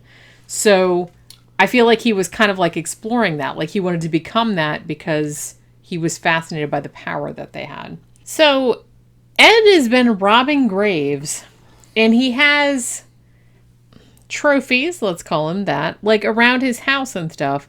Now, he's still, like, having people over. He's still, like, babysitting children and whatnot. Yeah. And they are noticing, hey, why does Eddie Gein have fucking heads hanging in his house? Now, he has a story for everything. He always says, like, oh, well, I had a cousin that was, like, in the military, and he, like, brought me some shrunken heads, like, from the South Seas, or something like that. Like, he always had a story. Yeah. Now, this is a small town. Everybody knows Ed Gein. He's a handyman. He's a babysitter. Everybody loves the guy. He's super nice. Everybody says, it's funny because fucking Midwest, man. But they're always kind of like, oh, he was kind of like oddball. He was a little peculiar. But nobody thought anything about it. So it's like the fact that he has heads in his house is not alarming to people because, oh, well, he says that his cousin or relative or whatever in the military just bought it from Polynesia. It's a shrunken head. It's like, you know what I mean? It's so part the kids of the tiki culture. Yeah, they just thought it was neat. And they didn't like, they were a little disturbed, but it's like, but this is a little weird, but whatever. That's just Ed. That's just the way that Man, is. you're saying that shit makes me want to go back to Kelbo's. There was a restaurant I grew up with in California. It was a tiki restaurant called fucking Kelbo's. You people in California might remember that. Man, it has some of the best fucking barbecue ham. I remember you showing me some pictures from back in the day. Man, it was a fucking weird place. Kelbo's. Yeah. Gone now.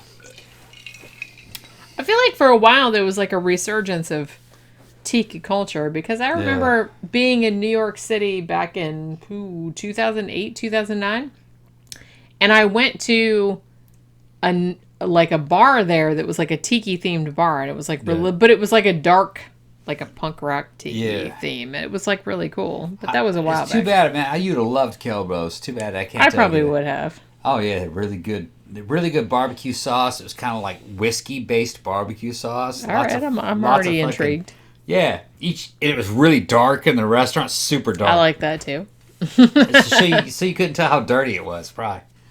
And like, well, yeah, that's always good. Yeah, and each booth had like a fucking menu, a drink menu that was lit up. You know what I'm talking about? Do you have a little jukebox at your table? No, you didn't have that, but you had like a lit up jukebox that had all kinds of stuff and fucking pictures of fucking drinks that you could buy. It was just a great place. I loved it. Had everything hanging from the ceiling, fucking stuffed fish, stuffed blowfish, fucking, you know what I mean? Like TGI Fucking Fridays this- tried to do that kind Oh of yeah, shit. yeah. but This shit. I'd imagine to clean that place would probably take a fucking gigantic fucking crew of 12 men. See, now that's what I always Fucking- thought about, like, fucking TGI Fridays. All the shit that they hang from the ceiling. I'm like, who cleans that? Probably nobody. So I feel like everything is just probably covered with a thin layer And like of gross it was dust. like a maze. It was like a warren of little booths. You know what I mean? Like some booths couldn't be seen, but it's almost kind of like you could go in that restaurant and fuck and get away with it because you just couldn't okay. see what the fuck was going on in there. and like the restaurant itself was a big old fucking lighthouse. It had a lighthouse on top of it. Holy shit. And when you okay. pulled up, it looked like you were going to a lighthouse. It was fucking awesome. You'd have loved it. I probably would have. You'd have loved it. That was cool. Yeah. Even though I'm sure I probably would have been thinking about getting, like, MRSA or something while I was in there because of all the, It was like... back in the 70s, man. I was a little kid. My mom No one used to worried take about me, it. and fucking her friends used to go, and they had fucking egg rolls. Egg rolls were fucking the shit, man. Fucking Maybe really that's good why, egg- because, like... I mean, I would think that because I grew up in the 70s, you grew up in Yeah. the 70s, everything was fucking dirty and gross. Nobody, like, thought Yeah. about fucking germs. It was like normal. Well, it wasn't dirty per se. It was. Well, you didn't Everybody know. smoked. You didn't. Everybody. Yeah, they were Well, smoking in there. just and the fucking fact that you didn't know doesn't mean that Yeah. it wasn't dirty. It was. Well, the food didn't seem to be dirty. It seemed like normal food. It's just that it was dark in there and shit glowed, And and, you there was all couldn't kinds of see. fucking cool shit hanging from the ceiling. If you turn the lights on, it probably looked terrible. That's what I mean. But when the lights are off, I when the feel lights like are that's off, probably why my immune system is good, Yeah. because I grew up in the 70s Yeah. and everything was filthy. It was like something out of damn the Salton Sea. Right. Yeah. Everything was filthy Which back people then. don't know what the fuck that is about either. So the your Salton like Sea. immune system had to deal with like Yeah. your immune system's like, holy shit, look at all this crap, and Yeah. they had to like deal with all this fucking incoming disease. Yeah. You know what I mean? That you had to like keep you from dying. So, you know, Yeah. I feel like that's why I don't get flu nowadays, because I grew up We were tougher back then. eating shit off the floor. Also, I never did this, but my little brother, I'm not saying what his name is. I have two brothers. My little brother, one time we were all at the beach because my mom loved the beach and used to make us go. I don't like the beach because I don't like the sun, obviously, because of my pale complexion. But so we're all at the beach. My little brother, who was a toddler at the time, he loved cheese balls, like, you know, the kind that come in the can. He had one in his hand. We were digging a hole in the sand I remember this fucking to make story. a sandcastle. He throws a cheese ball into the hole in the sand, pees on it, and then picks it up and eats it. Well, it makes it taste better. And my mom Yeah. was like, she was like, oh, Yeah. it. Yeah. Oh, Happened too God fast. Yeah, damn too it. late. Too late. He had already popped it in his mouth. Too late. He was Yeah. fine, though. Yeah. Still, though, Kids did weird shit back in the day. I mean, he was like 2. Maybe not even 2. Kids will eat anything off the floor. So it's like, I feel like that helps with it. Just let your kid eat shit on the floor. So I come because- up with I have memories of going to Kelbo's restaurant, and you fucking want to come out of this shit with your brother peeing on a damn cheese ball. He peed on a cheese ball and then he ate Shit. it. Well, it not only had pee on it, it also had sand on it and whatever Damn. was in that hole in the sand. Remember those little sand crabs? Yeah. Those used to fucking try to burrow into my legs, and when I was a little kid. Yeah. Down fucking California, those little bitty fucking sand. It looked like a little sand roach. Yeah, we had those. Fuckers We were had bad. those. We had like the little crabs that would come out like every now Yeah. and then if you were at the beach at the right time. The little like white crabs would come out of the holes. They're about like yay big, if you can Yeah. see, like if you're watching the video. And they would come out with their one big claw and they would like Yeah, do their little claw at you like they were mad. yeah. You know what I mean? So you had that. Also, if you went in the ocean, even if you didn't go that deep, you had like baby sharks, Yeah. you know, against your legs, crabs biting your toes, shit like When that. I was a little kid, my dad fucking take me to the beach. We went to this place. It was called Palace of Verdes. Yeah, I've heard of that. In California, and they would fucking jump off the damn cliff with hang gliders and Yeah. fly around on hang gliders. And I was up there watching. One time, a dude fucking jumped off the fucking cliff and fucking he went on the hang glider, and the fucking wind got him, fucked him all up, and blew him right back in the cliff and killed his ass. When I You was saw that? Yeah, when I was about 5. You never told me that. Yeah, I was about 5. I didn't think it was a big deal. Fucking just at the time, I was that guy's spoiled. boom, and everybody says, "Oh my god!" And then he fucking fell. He fell all the way down there and it killed him. Well, when you're 5, you're when just you're kind of 5, like, you don't well, give a shit. Oh well. that happens. I didn't actually see it happen. I saw him jump off, and then I saw the fucking wind and the shit And flip then you around, heard everybody and then freak out him about it. come back towards the cliff.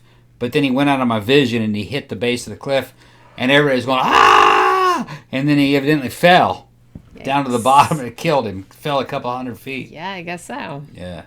I didn't really think much about it, though. Hang gliding. My dad wanted to buy a hang glider after all that. I think that was the day that he changed his mind about buying a hang glider. I would imagine. Because I don't Yeah, remember. I don't maybe remember. that's not so fun. Yeah, it was at Palos Verdes. Fucking, I don't remember him talking I don't really much want to about do that now. I don't remember him talking much about it after that. But we used to go there all the time. Yeah, Like, when you think about like smacking into like some fucking stones or like Yeah. smacking this, doesn't Yeah. sound so fun anymore, does it? yeah, it makes you want to do it though. I want a fucking ultralight. I'll fly that bitch. I'll fucking take it off. I'll run it down this runway on this back path, this back fucking, because we have a runway right here behind the house. Yeah. Yeah. I'd We're like to fly- right. We are. Our house is Yeah. like right by the Seminole Wekiva walking trail Yeah. and biking trail. Yeah. It's like it's right Yeah. on the other side of the back fence of our house. Yeah. Okay, I don't go know. ahead. Like, do you really want to do that though? What's that? Do Fly? you really want to get like smushed up on like some rocks or some shit? No, I would just get a fucking little ultralight aircraft. It's like a hang glider with a motor. Do you really want to get smushed up on some rocks or something? I wouldn't do it that way though. I'd fly it like I ride motorcycles. I'd fly it Okay. like I ride a motorcycle. I'm not scared of flying. I was in that damn helicopter with the doors open. Do you flying have a around. will? I'm confident. I'm confident that I can fly. Confident is not. I'm very confident that confident is No. not. No. I'm very confident that I can fly a fixed wing aircraft. Very confident. I wouldn't fly it that high. That's one of the things. You know what I mean? Well, wouldn't fly the it that high. problem is that people like Some people say, well, the confidence does landing, not- well, I can handle the confidence is landing. not really. It doesn't account for all of the contingencies and the environment. And I would whatnot. study for all the contingencies. It's not like I'm going to jump in the motherfucker right now. You know what I mean? I would want to know everything about it. How to recover from a stall, fucking how to recover from certain fucking spins. But I'm Are usually you pretty going to write a will though? good. Yeah. I don't have anything you could have anyway. What is it that I have that you need? Nothing. We don't own the house. You know? I don't own anything. I would fucking, you Except would get everything that I have. I own my car. You would give you That's would the get one thing everything that that I I own. have, and what, you know what I mean, because no one will contest it. It's not like I own an empire. You know what I mean? Not that I know of. Yeah, I don't own anything. I own my car. That's the only No thing one that would I own. contest what I have. You know what I mean? I own my car Yeah. and all of my stuff and a bank account. That's it. But yeah, so right. So all of these people are coming to Ed Gein's house and seeing heads Yeah, that's some weird shit. and not thinking anything about this is what okay. Nowadays, if you go to someone's house and just pro tip, Yeah. if you're on a date with someone And he's got some heads. and he has some heads in the house, Yeah.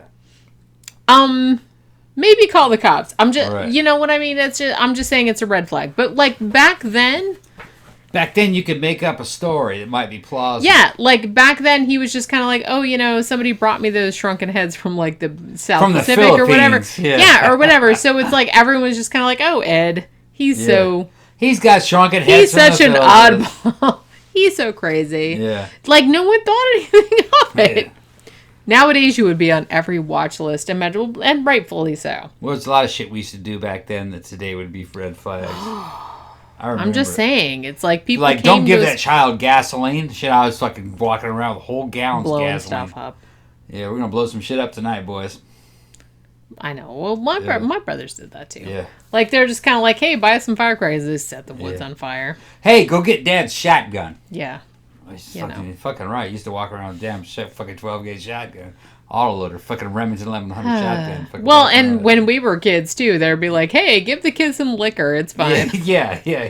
They'll be all right. It'll put them to sleep. They'll We be were quiet from for a another little. generation. We're playing bridge in the other Yeah. room, and we want them to be quiet. Give them some beer. Yes. Just give them some of that Annie Green Springs wine. They'll settle down real Yeah, they'll quick. settle down. Yeah. Why did we not become serial killers? I don't know. We had a cool upbringing. We did, yeah. It's in a lot of ways. Well, like I said, we had a lot of fucked up shit in the 70s and 80s. You could kind of like get away with a lot of stuff. Yeah. But my parents were also like, I knew that my parents like loved me and like look after me. Like they weren't like ignoring or abusing or anything like that. Hey, you want to hit off this joint? Yeah. Okay, my parents never did that, but my parents were actually not my aunts and drinkers, uncles were like but, that though. Yeah. My aunts and uncles were like, but they were only a couple years older than me. I feel like that might be better though for kids. Yeah. It's like, look, chill the fuck out. Yeah. You're like Here. 12 and you got fucking 16, 17-year-old aunts and uncles. I'm not averse to like giving kids pot or like a little bit of alcohol just to like just calm down if they're having like a tantrum or something. Yeah. Just calm down. Took off of this. We'll go see Alien. Yeah. Just chill. It's fine. Everything's fine. My babysitter was fucking Princess Leia. Yeah, you said. I showed her to you. Well, and she was only a couple years older than you, too. Yeah, she looked like Princess Leia, didn't she? Yeah. She did, I bet. Yeah. So people are coming over to his house and seeing fucking heads, shrunken heads, and he's got an excuse, so everyone's like, okay, fine.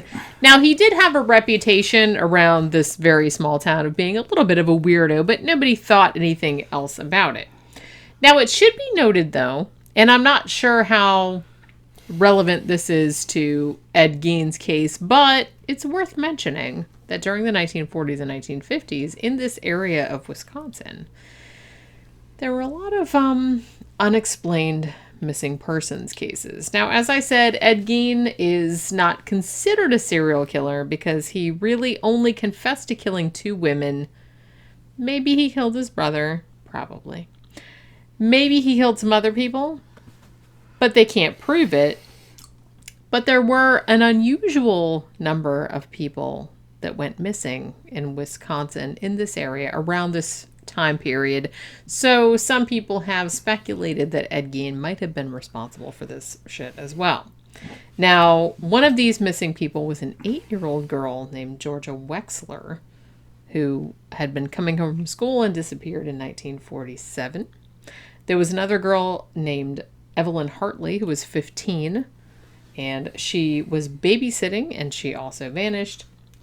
So there were some other... That sounds like some shit a guy like that would do. That's what I mean. So I do feel like maybe there were more victims than, we know of. I thought so too, because that's about his level. Yeah. Yeah. Now, one disappearance that they're pretty sure that he was responsible for happened in 1954 in the winter. Now, this was a tavern keeper in Plainfield by the name of Mary Hogan. Now, she mysteriously disappeared from the tavern that she owned in the winter of 1954. They found blood on the tavern floor, but they couldn't find her for many years afterward. Yeah. And this is the main one he went down for. One of the ones, this wasn't it, but this one was actually went on. He got away with this for many years because she'd been missing for 3 years before he got caught. Yes, he did. Now, on the floor of the tavern, they found blood. They also found an empty shell casing. But they didn't know what had happened to her for many years later. Now, the crime that Eddie Gein got in trouble for was the disappearance of another woman whose name was Bernice Worden. Now, she was a middle-aged woman, kind of, according to other townsfolk, somewhat like his mother, like a middle-aged woman, like kind of a big, burly woman, someone who was kind of like, like kind of a wisecracking, she swore like a sailor type of woman. She owned a hardware store in town. Now, Ed Gein had apparently been scoping this place out for a day or two beforehand because the day before she disappeared, Ed Gein had gone in there like asking about some antifreeze and about some other stuff. And then the day after that, apparently he goes in there and he's asking about when the son's going to be gone because she had like a grown son. Now, the day that she disappeared was the first day of hunting season in Wisconsin, which apparently was like, particularly in this town, was like kind of a big deal because all the men in the town would go out hunting. So he was kind of like asking a bunch of questions about how, like, where, like, was he going out hunting? How long would he be gone? Would she be in the store by herself for how many hours? Damn. It's like, so he was kind of like, not in that obvious a way, but in a way that, in hindsight, seemed like he was like casing the joint to see, you know what I mean? Like he'd kind of been hanging around this fucking hardware store. And like I said, this is dumb because everybody knew him. It was a tiny fucking town. So Bernice Worden disappears on the first day of hunting season. The Sun reports it. The police go into the hardware store. They find blood on the floor of the hardware store, which seems to be, it appears as though someone has dragged someone out the back of the hardware store out into like the snow or whatever. So they find that. They also found a receipt that was left on the counter, because back in those days they used to like handwrite receipts, right? So they found a handwritten receipt for antifreeze, and it had Ed Gein's name on it. Apparently what had happened was that Ed Gein had not only come into the store saying that he was looking for antifreeze, but he also said, oh, I'm going to be selling one of my shotguns. And he was kind of like interested in shotguns. So when he came in on the day that he was going to kill Bernice Worden, he wanted her to show him some shotguns, but he brought like a shotgun shell or a couple of them in his pocket. So what he did was that he, they knew each other. So he was like talking to her about, hey, I want to look at this gun. I'm going to sell this one and I'm going to buy a new one or whatever. And she was showing him some new ones in the store. So while her back was turned, she was like looking at out the window at something else. He loaded the gun that she gave him and shot her in the back of the head. And then dragged her fucking body out of the store and put it in either his truck or her truck and drove it back to his fucking farm. So, and the fact that no one had seen him do this, it was because he had calculated that it was the first day of hunting season. All the men would be out of town. They would be out in the woods hunting. So he figured he could probably do it because there wouldn't be that many people around. So that's kind of what he did. And like I said, this wasn't so much a case of, I feel like he'd been, I don't know if stalking is the right word, but I feel like he had some kind of attraction to Bernice Worden because she reminded him of his mother. She was a similar build. She was a similar personality type. She was kind of like a tough, no nonsense, like a big burly kind of woman, middle-aged, pretty much same kind of age or maybe a little bit younger than his mom had been when she died. So I feel like that was kind of like his sexual fixation. He wasn't stalking her per se, but he knew who she was. He was thinking right. about her. Like I said, this is a small town. You're right, yeah. And I do kind of feel like... He didn't have to stalk her per se. Yeah, and he didn't... I'm not saying this makes it any better, but he didn't necessarily want to make her suffer. He just wanted her body. Yeah. So when her back was turned, he just shot her in the back of the head and just took her body. So she didn't know what happened to her, at least. He took her back home, fucking strung her ass up like a deer. Yeah. Now, the fucked up thing about this was that, so Bernice Worden's son came back to the shop like later on that day and saw the blood on the floor and obviously became very alarmed. Called the police. The police came and he said, look, the last person that was in here, according to this, and he had seen Ed Gein like kind of lurking around the day before asking about antifreeze. And he also saw that the last person that had been in the store was Ed Gein because of the receipt that was left on the counter. So the police went to Ed Gein's house to investigate the disappearance. Yeah, this is like a fucking life-changing event for these cops, too. Yeah, they go and these they check cops, out this can you town. imagine, this is the fucking... Yeah. What is this? The fucking 1957. Yeah. This is the 47 50s. or 57? 57. Okay. Plainfield, Illinois, or Right. Plainfield, Wisconsin, rather. These are fucking small town cops. They have never seen Right, yeah. anything. They have never imagined anything like this. Right. This is like walking into a horror. Like, even a person that had grown up in like the fucking worst ghetto ever. They've This- seen these shit like this. This would be a whole other level. This is Yeah. like walking into a fucking horror movie, seriously. Because what they do, they go to the property, and like I said, everybody knows Ed Gein at this stage. It's a small town guy. So they go to his property. They can't get in the actual house at the time. He's not home. They don't have a warrant. So they go into either the barn or the summer kitchen. I've heard like different things because the main house was locked. They go into this outbuilding, and the cop walks in there. It's kind of dark. Something brushes up against him as he's like walking through there. He like turns on a flashlight or turns on the light or whatever. It's fucking... Okay, now you have to say this. It's like, at least they didn't look for Bernice Worden too long. They didn't wonder where she was. Because they walk into the fucking barn or whatever this was. There she This is. guy brushes up against... She's hanging from the ceiling Yeah, upside down. by her ankles. Yeah. She has been completely disemboweled. Her Yeah. insides, it's all clean. She's, dressed out like a deer would be. And she has no head. Yep. She's just hanging there. Yeah. Upside down, headless, fucking spread She's eagle. hanging there. Slit down the fucking belly, all her internal And I have organs pictures gone. of that shit. Yeah. I You have got pictures of it? I do. Damn. You and Google this- Ed Gein with safe search off Yeah.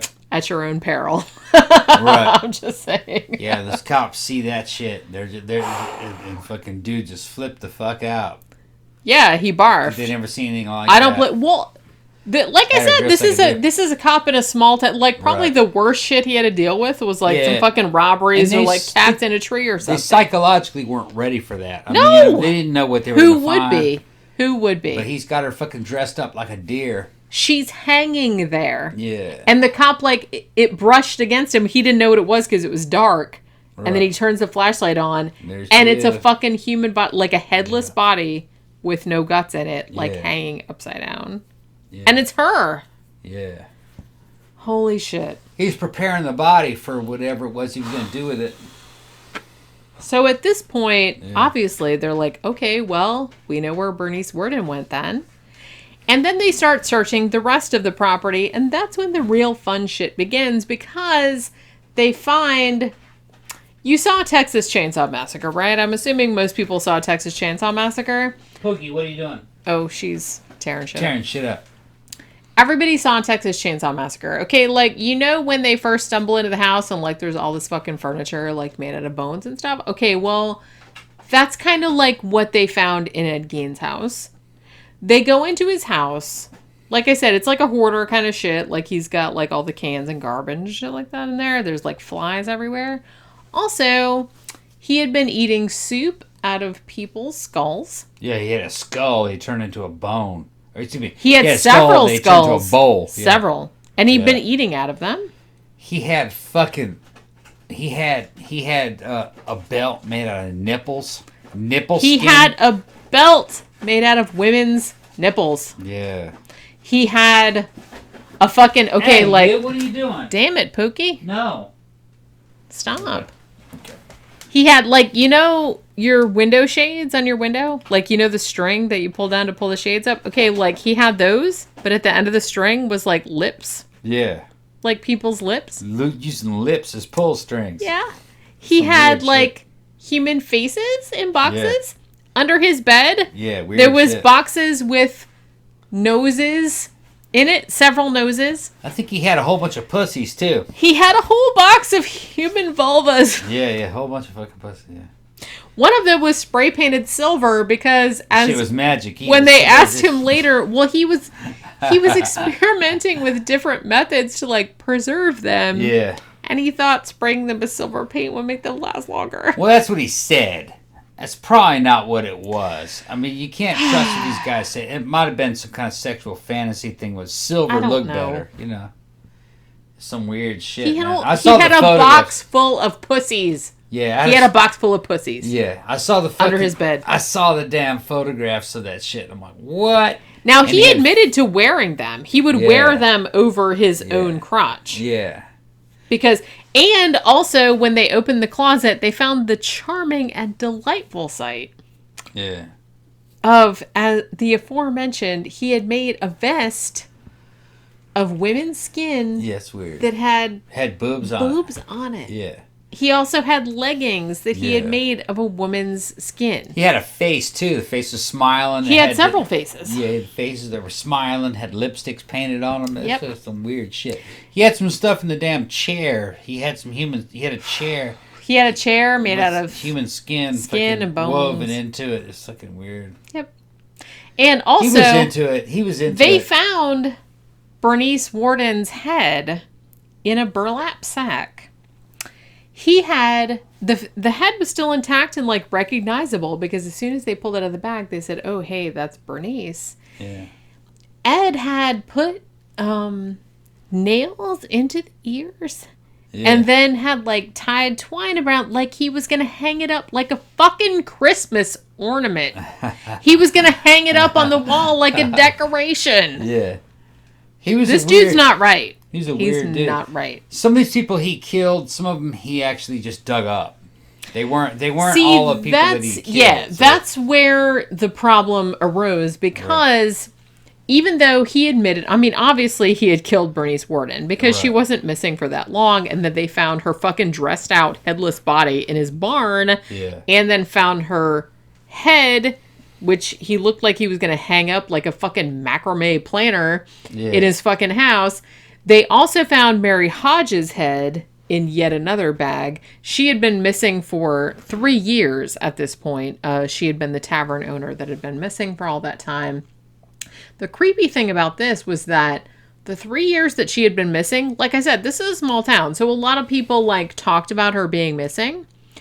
Now, if anybody mentioned Mary Hodges' disappearance to Ed Gein, he would make jokes about it like, oh, she's not missing. She's down at my farm or whatever. Right. Now, everyone just thought he was kidding. They thought he was joking around. Because the thing about Ed, and if you see like other people, like if you see like newsreel and shit like that of people that were interviewed about it at the time, which there's some of on YouTube, nobody, like everybody knew him.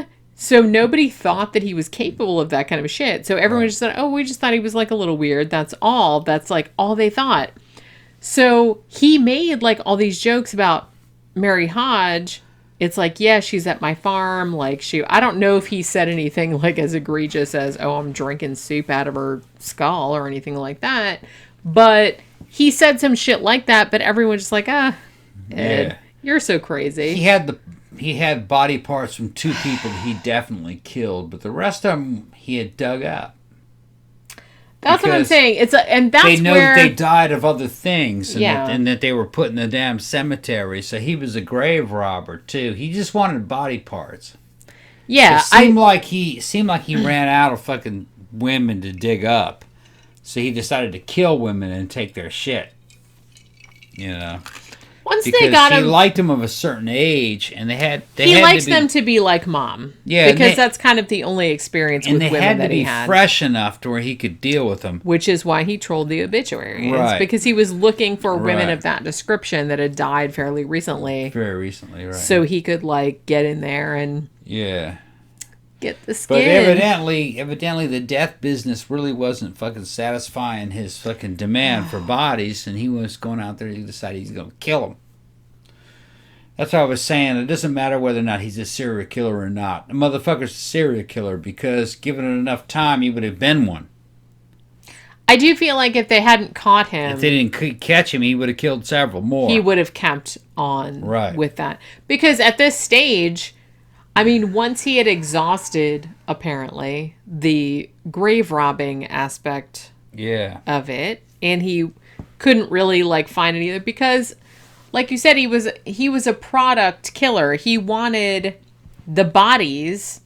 He didn't really so much care about killing people, or he wasn't into the process of torturing women or making them suffer or enjoying seeing them in pain or anything like that. He just wanted One of those bodies. the bodies to do various things with. Yeah. And once he had gotten to a point where he had exhausted his supply Right. He had to go out and make of more. bodies in the area, he had to go out and make his own bodies. Yeah, he got it. And that's kind of like what he started to do. That's what it looks like to me.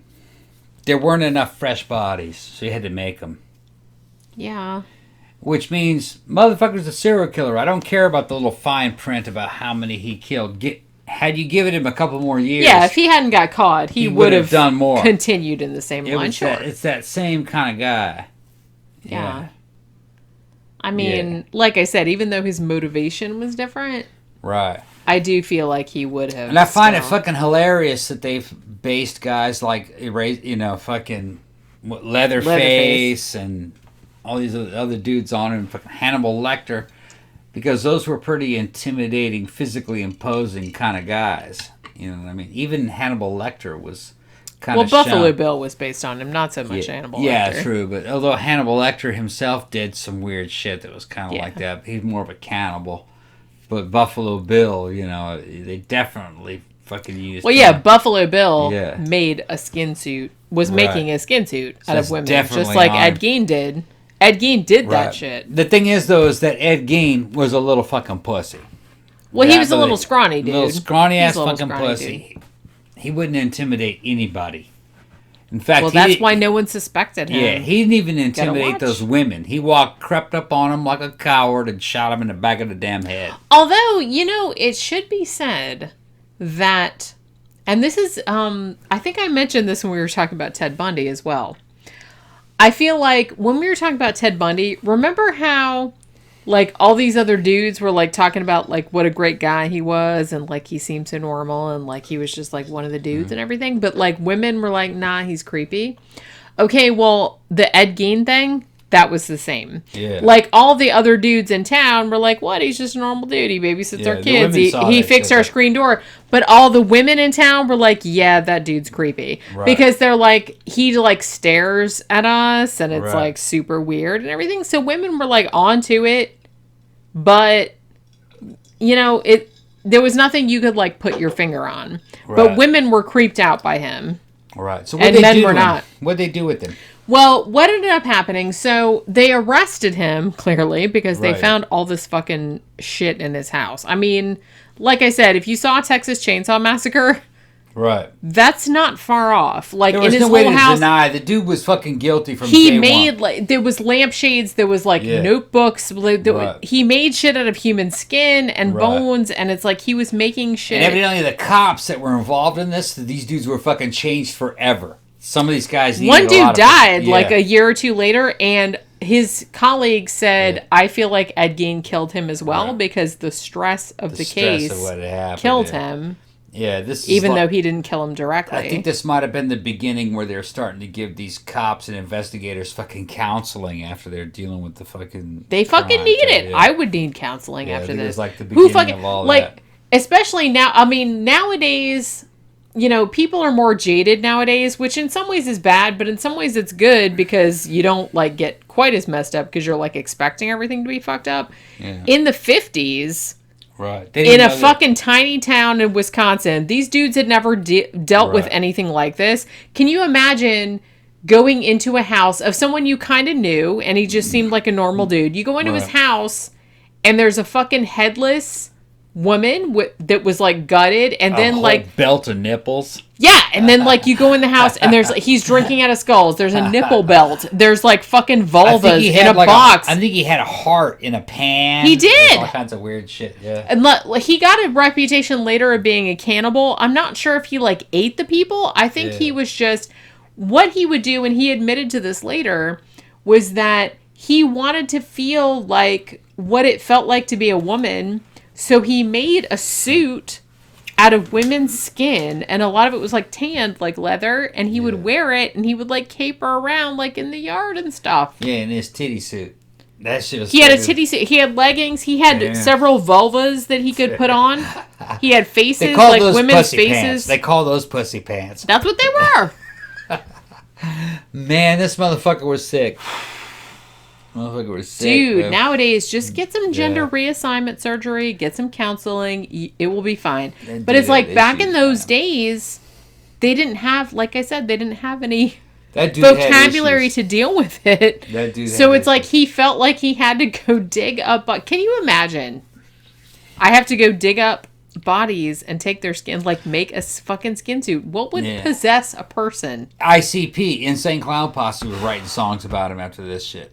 That's what I mean. Yeah. And it's like, I feel like even though he didn't kill, like, obviously he didn't kill as many people as, like, some of, like, the Green River Yeah. Killer or Ted Bundy or something like that.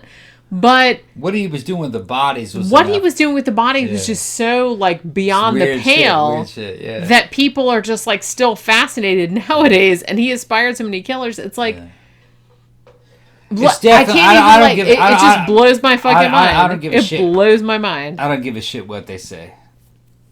That was necrophilia involved with that. Well, it was a sexual motive, to be sure. The It just wasn't a sexual motive toward living people. Yeah, right. The only reason why a motherfucker would ever tolerate dead bodies around him and be making stuff like that around is there was some kind of a sexual element to these dead women. Well, he put a lot of thought and effort into Which this. tells Clearly, me is that I don't care what they say. I must say the motherfucker was a Humping dead necrophile. bodies. Yeah, he was having sex with them. He It had wouldn't- to have been. it wouldn't Why surprise else me. would he be doing this? Yeah. Well, You know what I mean? like I That's said, where's the motive? look how the much only effort motive- he the- is putting into Right. The only digging up the body. Now, Right. apparently, what I heard, The only motive could be pedophilia. It could be necrophilia. Necrophilia. That's the only motive that could be I out did there. hear that he tried to dig up his mom, but I guess because of some of the way that people were buried in Wisconsin at the time, like some of them were buried like just normally, like in a fucking coffin under however many feet of dirt or whatever. But some of them were buried like, and they put them like in a concrete vault, like around the coffin. And apparently his mom was buried with the concrete vault, so he couldn't get to her Right. because he did try to, evidently. Right. She was sealed in concrete. So he couldn't get to his mom. Right. So he had to like find replacement. Because I guarantee you, I guess. if he could have gotten to his mom, he would have got to her. Oh, I'm sure. Yeah. And like I said, I feel like Robert Bloch knew where that was coming. That's why he wrote Norman Bates, and he just like Right. went and dug his mom up and like fucking preserved her and stuff. Yeah. Because I feel like that's what Ed Gein wanted to do. So what'd they do with his ass once they So caught him? he gets into custody, and at first he's just kind of like denied everything. Oh, I didn't do anything. I don't know how the bodies got there, whatever. But I do it. Yeah. But after a while, pretty much all they had to give him was apple pie with cheddar cheese on it. yeah. You have to understand that this dude has been living on his own, isolated, and he's been eating pork and beans out of a Yeah. can for like 10 years, So you right? give him some apple pie with Give him cheese some on apple it, pie with cheese on it. He'll tell you anything. He will right? tell you anything you want to know, which is Damn. apparently what happened because finally he admitted that Right. he had killed both the women, Bernice and Mary. Yeah. Now, he said that the other ones, he hadn't killed them, but he had just dug their graves up. So he did admit that. I never had apple pie with cheese on it. It's good. What makes that so special? It's just like a really good... Doesn't sound good at all. I know it doesn't, but it's a good Yeah. like flavor combination. Okay. It's one of those things that you don't think is going to work. It's enough to get But- you to rat on yourself. It's that good. Well, I don't know about that. Okay. All right. I don't know if I'd like admit to, well, I'm Yeah. not like a necrophile Well, or a I'm serial a killer. pedophilia. Give me some more of that damn apple pie. With And I'll just cheese tell you on it. I'll anything. tell Yeah, you, I did this, that, and the yeah, other I did thing. this and I'm not buying it. It's not that good. I'm just Not that good. Okay. well, Ed Gein had He had different standards, I guess. he had different standards and also he was crazy. I mean, you know what I mean?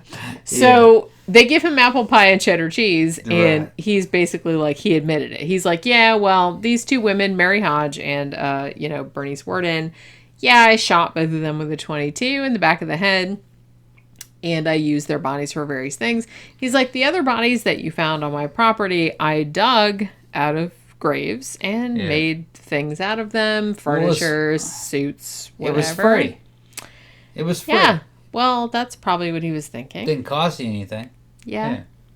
So like I said, nobody knows because there were like a slight uptick in missing people in this area of Wisconsin at this time. Some people have speculated that Ed Gein may have killed more people than he admitted to.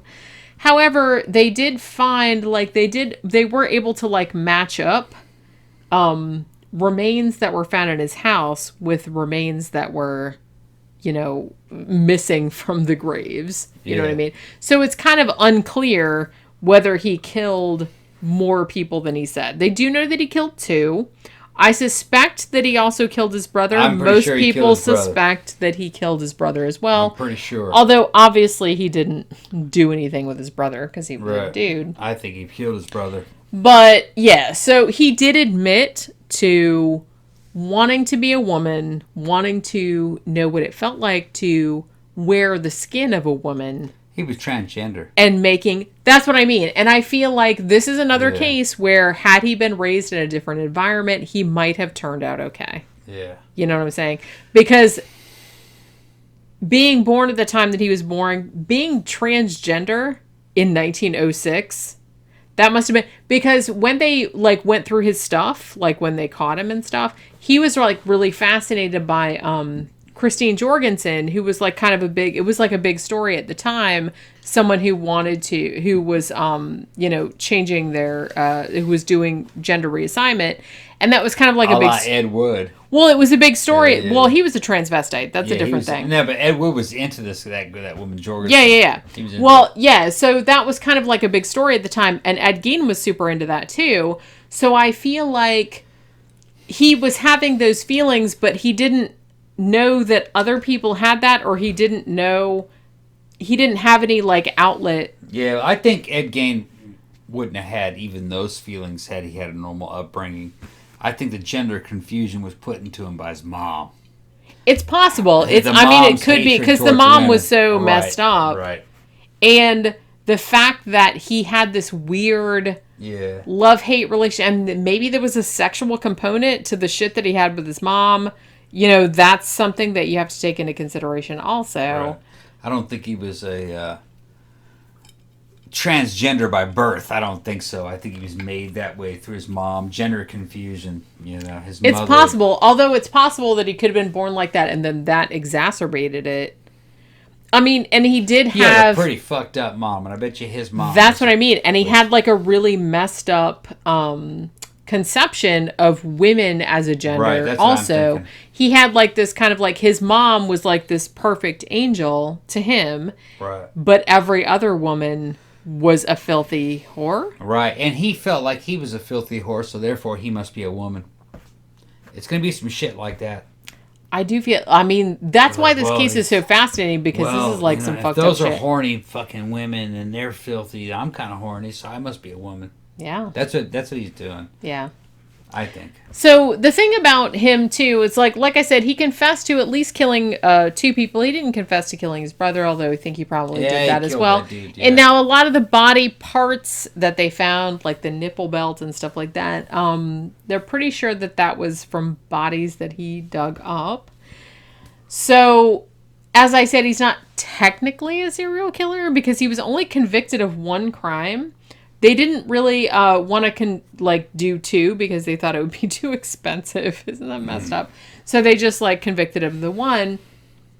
But when he underwent psychological analysis, every psychologist that they consulted said this bitch is crazy. Right, yeah. So they basically put him in an insane asylum. He got lucky. He did, and he seemed to enjoy it, but like I said, I don't feel pity for a lot of these types of people. I feel a tiny bit of pity for Ed Gein because he just seems like he had some really, really bad mental problems, and it was not addressed. And I don't know if it could have turned out differently, but he definitely doesn't seem like... Later on, when they asked him about, killing the people or wearing the skins or anything, he was basically like, I don't remember any of that. I just kind of spaced out or whatever. And in a lot of times, I don't believe that. No, I wouldn't believe the word that he said. In his case, I kind of do because he never gave any other indication that he was a violent person or that he was deceptive in any way. I'm not really sure if he was capable of deception in that fashion. During that trial, they showed him a picture of that woman hanging upside down like a deer, and he was looking at it, and they said that his facial expressions changed, like he was looking at the most beautiful thing in the fucking world. He probably did think it was beautiful. Yeah, that dude was fucking. He was fucked up. Well, yeah, he was messed up. But like I said... to him, all that shit was sexual, if you ask me. It was. But I don't... Like I said, I don't think it was a kind of thing where... And I keep coming back to Ted Bundy, but I don't think it was like a thing where Ted Bundy, where he knew what he was doing is bad. It was a psychopathic, kind of thing of like hatred toward women. He wanted to punish women. I feel like Ed Gein, it was like mental illness. I'm not saying he couldn't help it, but I don't think he was right. I don't think he knew what he was doing I think he was mentally ill, but I also think he was perverted. Yeah. I think it was both. But I'm not sure that he realized entirely that what he was doing was bad. I don't think he cared. Because look at, like, when he killed his brother, he didn't really try to hide it. When he killed Bernice Worden, he didn't really try to hide it. Like... Yes, he, like, waited until everybody was out of town, but it's like he left blood in the thing. He left the fucking receipt. He didn't really seem to care if he got caught or not. I think he was a necrophile. Yeah. He was turned on by dead bodies. Yeah. He really didn't care how they became dead. Yeah. He was just... He made some of them dead, and he was fixated on dead bodies. The end product, right, on like the dead body that he could do something with. Yeah. He didn't care about the living person. No. So much. I agree. So it was just kind of like a means to an end. You were there, you kind of look like my mom, you remind me of my mom, so I'm just going to like shoot you in the head and so you don't suffer, but then I'm going to do things with your body. So he's sent to an insane asylum, he stays Well, yeah, basically what ended up happening, like he got evaluated by a bunch of psychologists. They all said, yeah, he's got mental problems. So they sent him to an insane asylum. Now, some people have speculated that he might have had an accomplice, this dude named Gus, who might have lived in the house. I don't know if that's true or not, because some people said, well, he was so skinny, and it's like, I don't see him, like, digging up all these graves and, like, doing all this kind of stuff. But I have seen some stuff, too, that said, yes, even though he was very kind of scrawny and stuff, he'd grown up on a farm. He'd grown up doing farm work his whole life. No, Ed Gein. Ed. So he was, like, stronger than he looked.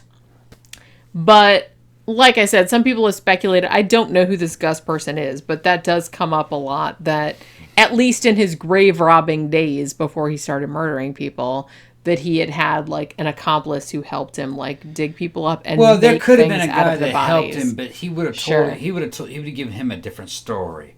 Like, we're going to dig these people up and you can have the jewelry. Yeah. You know what I mean? And maybe there was that kind of grave robbery, taking watches and jewelry. Yeah, because a lot of people did do that kind of shit. Yeah, but Ed was after those bodies. That dude fucking. Yeah, he the average motherfucker's the bones and the skin and stuff. He was gonna do stuff with the that. Average motherfucker's, he made a vest. With the average motherfucker's gonna go to the club and try to get him a girlfriend. Ed's gonna get a shovel and try to dig the girlfriend up. That's the difference. Well, yeah, that was one of those. Right. Remember at the beginning of the show when I said that, like, there were all these, like, even back in the day, so don't, like, say this shit, like, nowadays we're so, like, terrible making all these jokes about it was worse. Back then, I think it was worse. They made, like, some bad jokes about the shit, too. One joke that went around in the fucking 50s was that, like, what's something about Ed Gein is, like, the New Year's party, it's like he had to go dig up a date. That's kind of like... That's what he was doing. That's the kind of jokes they were making. There's truth in that, though. That's what he was doing. That's kind of why they're funny. Yeah. But he was a loser. Yeah, so he basically... So he gets sent to a lunatic asylum. Now, as I said, Plainfield, Wisconsin, it's a small fucking town. Even nowadays, I don't even think there's 800 people living there. So back in the day, you can imagine, in the late 1950s... This case breaks worldwide, as it would, because this is some fucked up shit. And everybody, like, descends on this fucking small town. And what ends up happening is that they're going to auction off the house. They're going to auction off all this stuff like it's this big, like, media circus. Now, mysteriously, before the house can be auctioned off, a fire starts and burns the fucking house down with everything in it. Damn. Now, they tell Ed Gein, oh, your house burned down with all your stuff in there. Ed Gein very famously said, just as well. Just as well, yeah. That's what he said. Well, he couldn't get it. Just as well. Yeah. Now, Somebody burned that shit down. Well, yeah, that's Figured what everybody thinks that. They're They like, didn't well, want anybody- apparently, yeah, because people Somebody in the didn't want that town shit. were sick Yeah. of, they Right. didn't want their town being known for that, even Right. though it is. Yeah. Sorry, plain And they field. didn't want anybody profiting. They didn't want anybody profiting I off can it. kind of understand it. Now, some things were saved from the fire, including Ed Gein's car, which a dude that owned like a carnival or something like that, he bought that shit and he toured that shit around the country. Ed Gein's death car. Damn. Because you know how we did a show about like fucking carnies and like circuses and stuff like that. Yeah. And that's kind of like what you do. Just like they used to do with like fucking Bonnie and Clyde's death car and shit like that. Everybody's like, even though I don't think that Ed Gein like transported any bodies in this particular car that he had. It was enough though. But it was enough. It belonged to him. Right. So they toured it around and like made a lot of money on that shit. But yeah. Now, and like I said, another thing that came out of this case, not only that, but was also these fucking sick jokes, which came to be known as Geiners, which is kind of like I said, dead baby jokes, but they're all kind of like human skin, like, haha, we're making women's skin suit jokes, which is fucked up. But like I said, what else are you going to do? This is like so horrific. You have to like fucking make jokes about it.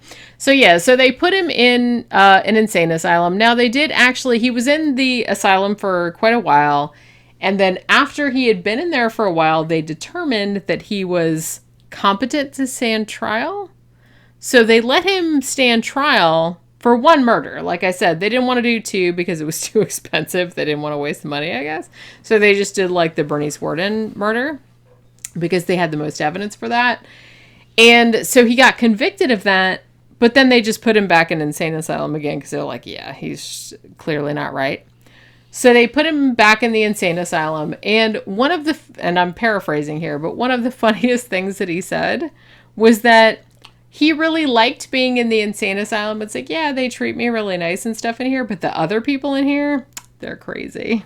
Isn't that sad that he said that? He didn't like have any fucking idea. Another thing is that when he's in this fucking mental asylum, he's like the model patient. Yeah. He's totally nice. Everybody that works there is like, oh, we wish all the patients were like him. Yeah. He's doing his occupational therapy. He's making rugs. He's all into ham radio and shit like that. He's like totally. Well, he wasn't ill behaved. He was No. a fucking gentleman, but he was out fucking doing his fucking crazy ass shit. Yeah. Now, some of the nurses did complain that he like looked at them creepy. Right, yeah, of which, course. you know. He's a perv. He's a fucking perv. Yeah, and so as I said, that was another thing where like women like got the vibe more than men did because they're like, look at the way that dude's looking at us. That's a little creepy, right? And they Fucking were perv, right yeah. about that. He's But looking yeah, for love. so He's looking for love. in all the wrong places. Like, well, you guys are just a little too alive for me. He's looking for love. I'm not into it. Okay. You need to just like lay there and be like kind of blue and like have rigor mortis and stuff. Like, I guess. Stop it.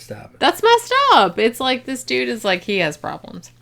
So, yeah. So he's like all into ham radio and he like fucking loves the fucking hospital because everybody's nice to him. Also, he's getting 3 square meals a day. Now, many sources Getting all kinds of attention. He's got well, a social life. and many sources that I saw like quoted that they said that he gained a lot of weight while he was in the like mental because he was actually eating real food instead of just like eating fucking pork and beans out of a can like he did for 10 years for like 2 meals a day or whatever he did, and then like keeping it. So he was actually like getting real food. So as I said, he moved up in the world. Yeah, it's like he enjoyed it, I suppose. So, yeah, so they gave him, like, some medication and stuff like that. So he lived there perfectly happily until July of 1984 when he died after a long bout with cancer. So it was a happy ending. And they buried him next to his mom Oh, shit. in the same cemetery that he had robbed many Well, it was years safe earlier. after he was Isn't dead. that messed up? Can you imagine? He died. It was safe. Did somebody, and the thing was, it's like for a while he had like a gravestone like you would normally have, But People were fucking with it, someone too. stole it and Yeah. stuff. So now it's like in a museum because it kept getting like fucked with and stuff, Right. as it would. But yeah, can you imagine? I was just thinking of this. Can you imagine like having a family member, like your mom or your older Yeah. sister or whatever, that was like buried in this fucking cemetery that he had dug up Yeah. and made a chair out of? Yeah. Or a bowl. How would you feel about that? Man, fuck Ed Gein. That's what I mean. The families were not Yeah. happy. They were also not happy that he had gone to an insane asylum instead of prison. But I kind of feel like that was probably the best place for him because Right. that dude was a lunatic. He was nuts. And not any fault of his own, but that's messed up and he should not have been allowed to run around loose. It was lucky that they caught him so early on in his career. It really was. 'Cause It's he like, would've yeah, killed it's a some other shame that people. that he killed 2 people or Yeah. maybe 3 probably. That could have been a lot worse, though. But yeah, had they not Could've caught been him, a lot and worse. the weird thing about it though is that he was older. Like when he started killing women, he was in his 40s or 50s. Yeah, it's at this unusual. point. That is very strange. So, like you said, I do feel like had they not caught him, and it doesn't seem like he made a great deal of effort to hide the crime. I mean, he left the receipt there on the counter. There was blood leading out to like the back door, like someone had dragged, like it was very obvious that someone had killed someone and like dragged them out the back door. Well, he didn't have a big knowledge of fucking, you know what I mean, police. That's what I mean. He procedure wasn't and- very into You're like, not talking about a savvy kind of guy. yeah, You he know? wasn't into like the person. It's like I don't Yeah. want to like kill this person, like torture them or anything like that. He just wanted the body. He's not a criminal mastermind by any means. Right. And he wasn't dumb. He was like normal or like a little bit above average intelligence, but I don't think he was thinking about, he was only thinking about the end game. He was wasn't naive. really, yeah, he wasn't not really very naive, thinking no. about the process of it. Right. That wasn't like what the whole like he wasn't getting off in the process of it or like torturing people or anything. He just wanted One of those bodies. the body. That's kind of like, yeah, That's what because he leads just me- shot them. He didn't like do anything Yeah. to the That body. He leads didn't me to- rape them. He didn't do anything like that. that leads me to believe that he was a necrophile. I kind of feel like, yeah. Yeah. And he was trying to recreate his mom. Right. Is basically what he was trying to do.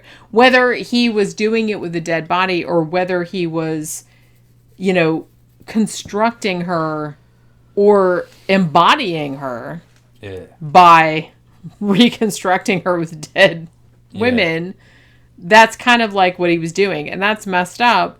But he wasn't, it's just fucked up. It's like it's kind of a different pathology, I feel like, than some of the other serial killers that we talked about.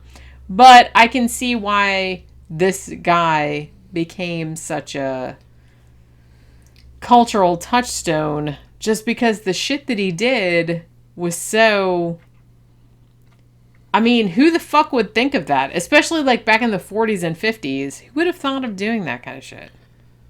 Nobody. Like I said, he was a man kind of out of his time. He didn't have anything to do with the 40s or the 50s. He was just some sick motherfucker that wanted to have dead bodies around. Yeah, I'm going to make a suit out of women's He was skin. created that way. It's like, I feel like you saw that in Silence of the Lambs, and everyone was like, yeah, fair enough. But it's like back in the fucking 40s, nobody would have, that would have like blown people's minds. I think it was more But he was doing it. I think it was more simplistic than that, than what they showed in Silence of the Lambs. You know what I mean?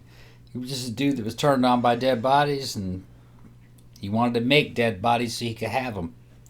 Which that's And a special that's kind some of weird shit, but that's really all there was to the guy, I think. I don't think there was much I to mean, him. like I said, I'm very like, whatever people get turned on by, I know there's like a wide spectrum there. Most of the time, knock it off. There's certain shit that most of the is just time out that's fine, but yeah, this kind of thing, No. He's got a serious mental problems. yeah. Yeah. This is like, you're digging up other people's family members, Going through the graveyard, getting... making suits out of their skin. What kind of dude's this, man? I'm gonna making give me... furniture out of their bones and stuff. What kind of dude's gonna be like, man, I'm gonna give me some pussy. Give me that shovel. And gonna go down it to was the just the pussy. He had a box Yeah. of pussies. Yeah, You guys, he had a box Give me some of pussy. Give me that shove. Just the pussies. I'm going down. Just the vulvas, rather. I'm going down to the graveyard and go get me some pussy. I mean, Yeah. he's fucking crazy. Get the fuck out of here. I mean, although I have to say that, And then he digs them up and goes, well, they're too stinky. What the fuck were you thinking? Yeah, what did you think it was going to fuck be were you like? thinking? They're dead. Yeah. Well, yeah, that's what I mean. It's like some serial killers, it's like, yeah, there's like necrophilia aspects like Ted Bundy and Green River Killer and stuff. And it's like, but I do feel like if you're going and digging dead people, you know that they're dead. Yeah, there's you gotta know be that they've repercussions. been buried. Yeah. You have to know that there's some kind Yeah. What do you of think? results that are gonna come out These of dudes that. are dumb, and they're living in a fantasy world. They're not living in the world of reality, and their fantasy doesn't match up with reality. Clearly, when because that body comes up out of the ground, they're like, "Ooh, that's not ooh." as cool as I was Not what I expecting. thought it Like, was gonna what be. were you expecting? Yeah. Killing dudes. People, like, seriously, this is kind of like, you know what I mean? It's kind of like, this is kind of like dudes that watch porn, and it's kind of like, that's bad enough. It's like, yeah, that's a fantasy. That shit doesn't really happen. But it's like, this is like several levels above that. Like, you seriously think that... Well, hold on, that shit doesn't happen? That shit has happened on several occasions. What are you talking about? What are you talking about? No, I'm just saying, like, okay, all your right. fucking, All right. your standard porn situation. Yeah. But also, the thing with porn, too, is that they have to shoot it from a certain, angle to make it look good, and that's not always the angle that is the most enjoyable for all parties involved. All right. That's all I'm saying. But, where necrophilia is involved, you have to know somewhere deep in your mind that if you're into necrophilia, that at some point there's going to be some, not that good odors that you will have to deal with. Yeah. And I feel like, I don't know, are these people really that, kind of like distant from reality that they don't realize that? Yeah. Yeah. This guy was, I feel like. I do feel like Ridgway liked it. That bitch would go back he was during the he summer. was into it. Some people are into it. Yeah. Some people are into it. Gary Ridgway was into it. Yeah, we did a show he'd be about like, it. well, it was free. I kept going back. It was free. Yeah, he's like, well, might as well. Yeah, that dude had to been watching. Because I went to all the effort Yeah. to kill them. Right. So I might as well go back and get as much out of it as I could. Yeah. Ed Gein, I do feel like I said, this is one situation where I feel like I don't know if he was entirely in possession of all his faculties. That bitch didn't have faculties. Yes, man. I don't think That he dude- was dumb. I just don't think that he was entirely there. No. I don't know if he realized the impact of what he was doing. He was in a fantasy land. He was in I really don't think because when he got caught, one, he kind of gave up everything for apple pie and cheddar cheese, and he didn't really seem to think that anything was that bad about it. He was in a Slayer album. Yeah. Yeah, that's what it was. And, he was just kind of like, yeah, I killed him, but I just needed the body parts Dance for... with the dead in my dreams. Yeah, that's what he's talking about. It's like some of the Slayer album. Yeah. Man, people's Yeah. fantasy and reality are two different things. Yeah. Fuck that dude. Big time. And in this case, really big time. Fuck that So, dude. yeah. Shut that shit down, Jenny. Skin suits, you guys. There's no more to talk about. Seriously, go on Etsy and they're fucking... Yeah. It's messed up, but it's also kind of fascinating because they're not real, I hope. Yeah. But yeah, so I guess we're done talking about Shut this shit down. Okay. There's nothing more to be said about this dude. I guess, yeah. So he died in 1984, as I said. So we're done talking about Ed Gein and his skin suits.